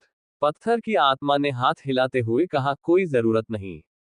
क्या तुम नहीं देख सकते कि यहाँ कितने अजीब फूल हैं? नीला मनमोहक फूल तो उनमें से सबसे कम ध्यान खींचने वाला फूल है। तुम्हें नहीं पता, लेकिन जब मालिक ने इस कालकोठरी का निर्माण किया, तो उसने इसमें कई अच्छी चीजें रखी। दुर्भाग्यवश खजाने की तिजोरी खोलने के लिए आपकी ताकत पर्याप्त नहीं है। इस बिंदु पर स्टोन स्पिरिट ने अचानक बोलना बंद कर दिया। लिन मोयू ने उसकी बातों का कोई जवाब नहीं दिया। कुछ बातों का जवाब दिया जा सकता था, कुछ का नहीं। इसी क्षण बगीचे से अचानक चकाचौंध भरी रोशनी निकली और आकाश रंगीन रोशनी से जगमगा उठा। पत्थर की आत्मा ने बड़ी बड़ी आंखों से घूरते हुए कहा, तुम सचमुच बहुत भाग्यशाली हो। लिन मोयू को समझ नहीं आया कि ऐसा क्यों कहा गया कि वह फिर से भाग्यशाली है। पत्थर की आत्मा ने एक दिशा की ओर इशारा करते हुए कहा, कुछ ही क्षणों में वहां से एक प्रकाश उड़ता हुआ आएगा। तुम्हें उसे पकड़ने का कोई तरीका ढूंढना होगा। तुम्हारे पास केवल एक ही मौका है, और अगर तुम इसे चूक गए तो फिर कोई अवसर नहीं मिलेगा। लिन मोयू ने और कोई सवाल नहीं पूछा। जैसे ही पत्थर की आत्मा ने बोलना समाप्त किया, प्रकाश आ चुका था। प्रकाश की एक लंबी लकीर पीछे छूटती जा रही थी, जिस पर अनगिनत तारों की रोशनी के बिंदु गिर रहे थे। लिन मोयू चौंक उठी, कौशल देवता पत्थर। बिना सोचे समझे वह ऊपर की ओर उड़ गया। आत्मा की गति भौतिक शरीर की गति से कहीं अधिक तेज थी। लिन मोयू लगातार हवा में अपनी गति को समायोजित करता रहा और अपने आत्मिक शरीर का उपयोग करके प्रकाश की धारा को रोकता रहा। प्रकाश की धारा में मौजूद स्किल गॉड स्टोन सीधे उसके आत्मा शरीर से टकराया, और लिन मोयू ने दबी हुई कराह निकाली। उसे अपनी आत्मा में दिल दहला देने वाला दर्द महसूस हुआ। आत्मा पर इसका गहरा प्रभाव पड़ा और इससे पीड़ा हुई। लेकिन ये सब व्यर्थ नहीं गया। लिन मोयू को एक और स्किल गॉड स्टोन मिल गया था। स्टोन स्पिरिट ने हंसते हुए कहा, अच्छा लग रहा है ना? एक और स्किल गॉड स्टोन। एक कौशल देवता पत्थर हर 50 साल में पैदा होता है। मुझे ऐसे संयोग की उम्मीद नहीं थी। असल में स्किल गॉड स्टोन गोदाम में गिर जाता था और मैं भी उसे बाहर नहीं निकाल पाता था। आप वाकई बहुत भाग्यशाली हैं। लिन मोयू ने पत्थर के देवता को हार्दिक धन्यवाद देते हुए कहा, धन्यवाद वरिष्ठ पत्थर के देवता। ये व्यक्ति चाहे कितना भी असामान्य क्यों न हो, कम से कम इससे उसे मदद मिली और उसे बहुत सारा ऐसा ज्ञान प्राप्त हुआ जिसका सामना उसने पहले कभी नहीं किया था। लिन मोयू का हमेशा से यह मानना था कि कौशल का अभ्यास करके उसके स्तर को बढ़ाया जा सकता है। लेकिन ज्ञान अनमोल था। इसके अलावा स्टोन स्पिरिट ने उसे ब्लू एन्चेंटिंग फायर और स्किल गॉड स्टोन भी दिया था। पत्थर की आत्मा ने हाथ हिलाते हुए कहा, कोई जरूरत नहीं। मुझे ऐसी चीजें पसंद नहीं है जिनका कोई व्यवहारिक मूल्य न हो। अगर आप वाकई मुझे धन्यवाद देना चाहते हैं तो कुछ व्यवहारिक क्यों नहीं करते? लिन मोयू ने बिना किसी झिझक के जवाब दिया, वरिष्ठ पाषाण आत्मा, कृपया बताएं। जब तक मैं ये कर सकती हूँ, मैं निश्चित रूप से सहमत हो जाऊंगी। पत्थर की आत्मा ने कहा, यह बहुत सरल है। जब तुम महादेव बन जाओ तो वापस यहाँ आना और गुरु द्वारा छोड़े गए खजाने की तिजोरी खोलना। विस्तार से बात करें तो समय आने पर हम इस बारे में चर्चा करेंगे। अगर आप सुपर गॉड नहीं बन सकते तो मेरे लिए आपको ज्यादा कुछ बताना बेकार है। लिन मोयू ने सिर हिलाते हुए कहा, ठीक है, सुपर गॉड बनने के बाद मैं यहाँ जरूर वापस आऊंगी। लेकिन मुझे डर है कि तब मैं कालकोठरी में प्रवेश नहीं कर पाऊंगी। स्टोन स्पिरिट ने दिल खोलकर हंसते हुए कहा, कोई भी कालकोठरी एक महादेव को नहीं रोक सकती। लिन मोयू समझ गई, ठीक है, मैं बाद में वापस आऊंगी। कालकोठरी के बाहर आधा दिन बीत चुका था। स्को लंबे समय से 1000 अंकों पर तय था और अब उसमें कोई बदलाव नहीं हो रहा था, मानो सब कुछ रुक गया हो। लोग आपस में चर्चा करने से खुद को रोक नहीं पाए और सोचने लगे, जनरल लिन की ओर से कोई हलचल क्यों नहीं हो रही है? मुझे नहीं पता, क्या अंदर कुछ हुआ होगा? अगर आपको कुछ हो जाता है तो जनरल लिन को कुछ नहीं होगा। बिल्कुल सही, जनरल लिन की ताकत के सामने तो भगवान के स्तर का शक्तिशाली व्यक्ति भी मारा जा सकता है। फिर क्या हो सकता है? लिन मोयू के कट्टर प्रशंसकों के एक समूह ने अपनी आदर्श का बचाव किया और किसी को भी लिन मोयू के बारे में बुरा बोलने नहीं दिया। मेंग एनवेन शांत रहीं, क्योंकि उन्हें पता था कि लिन मोयू ठीक रहेंगी। निंग याई भी बिल्कुल नहीं घबराए। उसे लिन मोयू पर पूरा भरोसा था। कालकोठरी में अचानक कंपन हुई और स्थानिक उतार चढ़ाव दिखाई दिए। लिन मोयू कालकोठरी के बगल में प्रकट हुई। लिन मोयू के प्रकट होते ही एक अदृश्य शक्ति पूरे क्षेत्र में फैल गई, जिससे सभी की सांसें थम गईं। आत्मा की कितनी प्रबल शक्ति है। कई दिग्गज हस्तियों ने आश्चर्य व्यक्त किया और सामूहिक रूप से खड़े हो गए। वे लिन मोयू पर व्याप्त शक्तिशाली आत्मिक शक्ति को महसूस कर सकते थे। जब वह अंदर गया था, उसकी तुलना में उसकी आत्मिक शक्ति कम से कम दोगुनी हो गई है। जनरल लिन को कालकोठरी में कुछ अच्छा जरूर मिला होगा। इस स्तर की आत्मिक शक्ति के साथ, वह पहले से ही हमारे साथ कंधे से कंधा मिलाकर खड़ा हो सकता है। लिन मोयू कालकोठरी के बाहर आंखें बंद करके तब तक खड़ा रहा जब तक कि उसकी आत्मा की आभा धीरे धीरे कम होकर पूरी तरह गायब नहीं हो गई। तभी उसने अपनी आंखें खोली। योजक चिन्ह, योजक चिन्ह, योजक चिन्ह। संपर्क सेवा की शर्तें। विनाशकारी जादूगर। सी 550। अध्याय 550। 550। तारांकन अध्याय 550। मेरे 70वें स्तर तक पहुंचने का इंतजार करो, फिर मुझसे शादी करो। तारांकन। लिन मोयू थोड़ी हड़बड़ी में बाहर आया, क्योंकि पत्थर की आत्मा उसका पीछा कर रही थी। उसकी आत्मा को अपने शरीर में वापस आने का समय भी नहीं मिला। नीली जादुई अग्नि से झुलसने के बाद उसकी आत्मा काफी मजबूत हो गई थी, लेकिन वह अभी तक पूरी तरह से उसके शरीर के अनुकूल नहीं हो पाई थी। इसी वजह से उनकी शक्तिशाली आभा बाहर निकल गई। उनकी प्रबल आत्मिक आभा ने कई लोगों को लिन मोयू की शक्ति से अवगत कराया। इससे कुछ लोग चौंक गए और कुछ लोग डर गए। मात्र 56वें स्तर पर ही उसके पास एक देवता स्तरीय शक्ति के समान आत्मिक शक्ति थी। जब तक कोई अप्रत्याशित घटना नहीं घटती, लिन मोयू का ईश्वर स्तरीय शक्ति बनना अपरिहार्य है। इसके अलावा लिन मोयू के पास अब ईश्वर स्तरीय युद्ध शक्ति प्रतीत होती है। ये हाव की आखिरी साजिश भी इसी क्षण पूरी तरह से विफल हो गई। इससे पहले उन्हें संदेह था कि लिन मोयू की सैन्य उपलब्धियां मनगढ़ंत थीं, जो बाय युवान और मेंग एनवेन के प्रयासों का परिणाम थीं। उसे लगा कि लिन मोयू महज एक प्रतिभाशाली व्यक्ति है जिसे उन्होंने बनाया है, वह वास्तव में इतना शक्तिशाली नहीं है। लेकिन अब उसे पता चल गया था कि वह गलत था, बहुत गलत था। लिन मोयू को अपनी प्रतिष्ठा बनाने के लिए किसी की आवश्यकता नहीं थी। उनकी उपलब्धियां पहले ही बाय युवान और मेंग एनवेन की उपलब्धियों से कहीं अधिक थी। ये हाव ने बुदबुदाते हुए कहा, यौवन में तो सृष्टि देव अकादमी वाला भी उसके जितना अच्छा नहीं था। वांग लिन ने धीरे से पूछा, एल्डर ये हमें क्या करना चाहिए? ये हाव की आवाज बहुत धीमी थी, कड़वाहट और थोड़ी सी बेबसी से भरी हुई थी। उसे और मत उकसाओ, वह बाय युवान और मेंग एनवेन से भी ज्यादा भयानक है। वांग लिन ये हाव की बातों से कुछ हद तक असंतुष्ट प्रतीत हुआ, लेकिन उसने बहस नहीं की, हालांकि उसकी आंखों ने उसके विचारों को बयां कर दिया। ये हाव ने धीमी आवाज में चेतावनी देते हुए कहा, मेरी अंतरात्मा पर भरोसा रखो, मेरी अंतरात्मा कभी गलत नहीं होती। अगर तुम उससे जीवन मरण की लड़ाई लड़ोगे, तो तुम्हारी निश्चित मृत्यु होगी।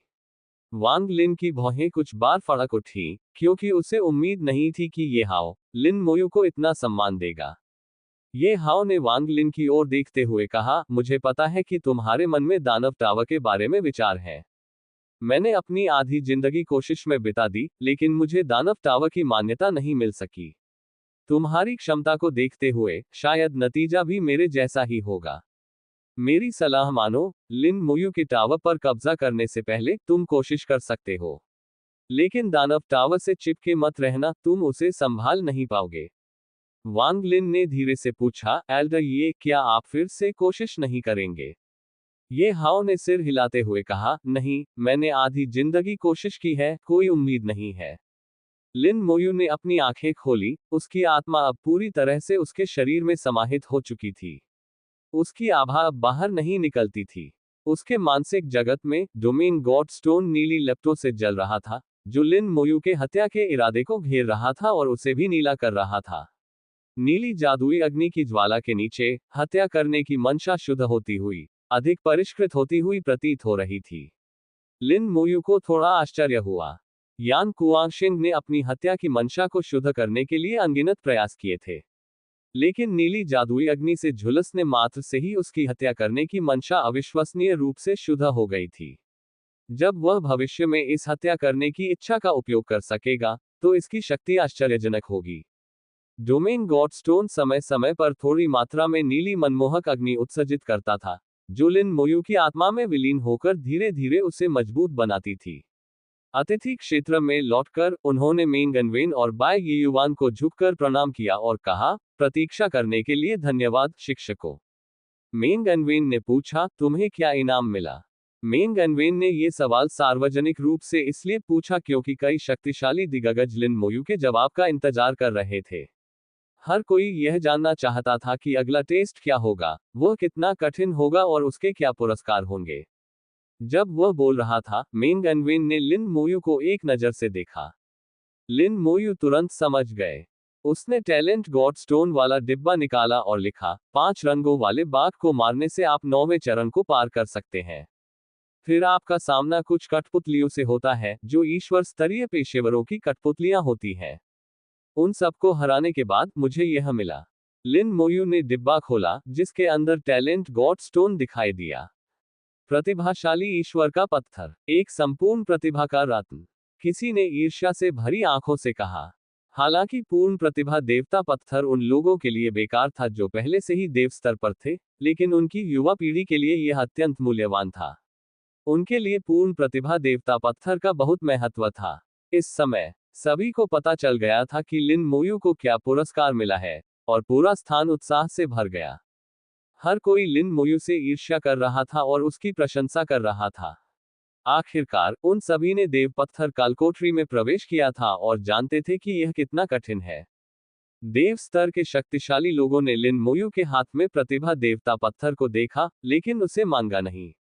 वे उसे चाहते थे, लेकिन वे जानते थे कि लिन मोयू उसे नहीं देगा। लिन मोयू ने अभी तक अपना तीसरा रूपांतरण भी नहीं किया था। प्रतिभा देवता पत्थर उसके लिए अनमोल था। उन्हें नहीं पता था कि लिन मोयू के पास पहले से ही एक प्रतिभा देवता पत्थर था। जनरल लिन, क्या कालकोठरी में बस इतना ही सामान है? किसी ने पूछा। हालांकि टैलेंट गॉडस्टोन कीमती था, लेकिन यह इतना कीमती नहीं लग रहा था कि इसके लिए इतना उत्साह दिखाया जाए।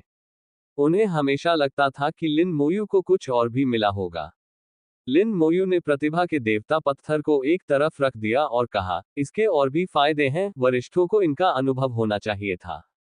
फैंग चांगोन ने लिन मोयू द्वारा पहली बार बाहर आने पर उत्सर्जित शक्तिशाली आत्मा आभा के बारे में सोचा। जनरल लिन, क्या आप अपनी आत्मा की बात कर रहे हैं? लिन मोयू ने सिर हिलाते हुए कहा, सीनियर फैंग सही कह रहे हैं। टैलेंट गॉडस्टोन के अलावा एक और इनाम मेरी आत्मा का संवर्धन था। दरअसल मुझे लगता है कि आत्मा का संवर्धन कालकोठरी का सबसे बड़ा पुरस्कार है, किसी भी ईश्वरीय पत्थर से बेहतर। लिन मोयू की बातें आधी सच थीं, जिससे लोगों के लिए इस पर विश्वास न करना मुश्किल हो गया। बाह्य साधनों के बिना आत्मा को उन्नत करना वास्तव में किसी भी अन्य चीज से बेहतर था। एक मजबूत आत्मा ने लिन मोयू के लिए एक ईश्वर स्तरीय शक्ति बनने की नींव रखी। मेंग अनवेन हंसते हुए बोली, बुरा नहीं है, शियाओयू ने फिर से एक नया रिकॉर्ड बना लिया है। लिन मोयू मुस्कुराई और बोली, प्रशंसा के लिए धन्यवाद शिक्षक जी। मेंग अनवेन ने अंगड़ाई लेते हुए कहा, मैं अब जा रही हूं। ताबीज को आपके लिए पुनः सक्रिय कर दिया गया है और आप इसे फिर से इस्तेमाल कर सकते हैं। जब ये खत्म हो जाए तो मुझे ढूंढ लेना। इतना कहते ही मेंग अनवेन हवा में उड़ गई और आकाश में शेनशिया टावर प्रकट हो गया। मेंग अनवेन ने जोर से कहा, सभी लोग, मैं अब चलती हूँ। अलविदा भगवान। फिर मेंग अनवेन प्रकाश की एक धारा में परिवर्तित हो गई और पल भर में गायब हो गई। लिन मोयू ने अपने हाथ में 3 उच्च स्तरीय शीतलन ताबीज पकड़े हुए उसे जाते हुए देखा। 3 उच्च स्तरीय शीतलन ताबीज उसके लिए केवल थोड़ा सा स्तर बढ़ाने के लिए ही पर्याप्त थे। बाय यीयुआन ने लिन मोयू के कंधे पर थपथपाते हुए कहा, शाओयू, मुझे कुछ काम निपटाने हैं और मैं कुछ दिनों के लिए बाहर रहूंगी। लिन मोयू ने सिर हिलाते हुए कहा, शिक्षक जी, कृपया आगे बढ़ें। झू किंगलियू ने एक उच्च स्तरीय शीतलन ताबीज सौंपते हुए कहा, मैंने यीयुआन से सुना है कि शियाओयू को इसकी जरूरत है, इसे ले लो। धन्यवाद शिक्षक की पत्नी। लिन मोयू ने बिना किसी झिझक के इसे स्वीकार कर लिया। वास्तव में उन्हें इसकी आवश्यकता थी। लिन मोयू निंग यई के पास गई और बोली, यई, मैं तुम्हें लेवल अप करने के लिए ले चलती हूँ। निंग यई ने सिर हिलाते हुए कहा, मैंने यून र बहन से पहले ही सहमति बना ली है, हम साथ मिलकर आगे बढ़ेंगे। लिन मोयू ने मोयून की ओर देखा, उसकी आंखें सवाल कर रही थी। निंग यई ने कहा, मैं तुम्हें हमेशा रोक नहीं सकती। मेरे आसपास रहने से तुम्हारी लेवलिंग स्पीड आधी हो जाती है। लिन मोयू ने थोड़ी सी नाराजगी दिखाई और निंग यई ने उसका हाथ पकड़कर हिलाया। गुस्सा मत करो, मेरी बात सुनो। मैंने इसके बारे में सोचा है। हालांकि आपके साथ लेवल अप करना तेज और आसान है, लेकिन मैं हमेशा एक फूलदान बनकर नहीं रह सकती। मैं एक पेशेवर भी हूं और मेरे भी सपने हैं। मैं भी भगवान के स्तर का पेशेवर बनना चाहता हूं। क्या आपने कभी किसी ऐसे भगवान के स्तर के पेशेवर को देखा है जिसे किसी और ने सहारा दिया हो? इसके अलावा तुम्हारे दुश्मन और भी ताकतवर होते जाएंगे। मैंने दादाजी से सुना है कि रसातल और ड्रैगन कबीला दोनों ही तुम्हें मारना चाहते हैं। इसलिए सुरक्षित रहने के लिए आपको जल्दी से अपना स्तर बढ़ाना होगा। निंग यी की वाक्पटुता ने लिन मोयू को आश्वस्त किया। लिन मोयू ने आगे कोई जिद नहीं की और मो यून की ओर देखकर कहा, यई का ख्याल रखना। मो यून ने सिर हिलाया और मुस्कुराते हुए कहा, चिंता मत करो। शू हान हंसते हुए बोली, जूनियर लिन, चिंता मत करो। यी और मो यून साथ में सुरक्षित रहेंगी।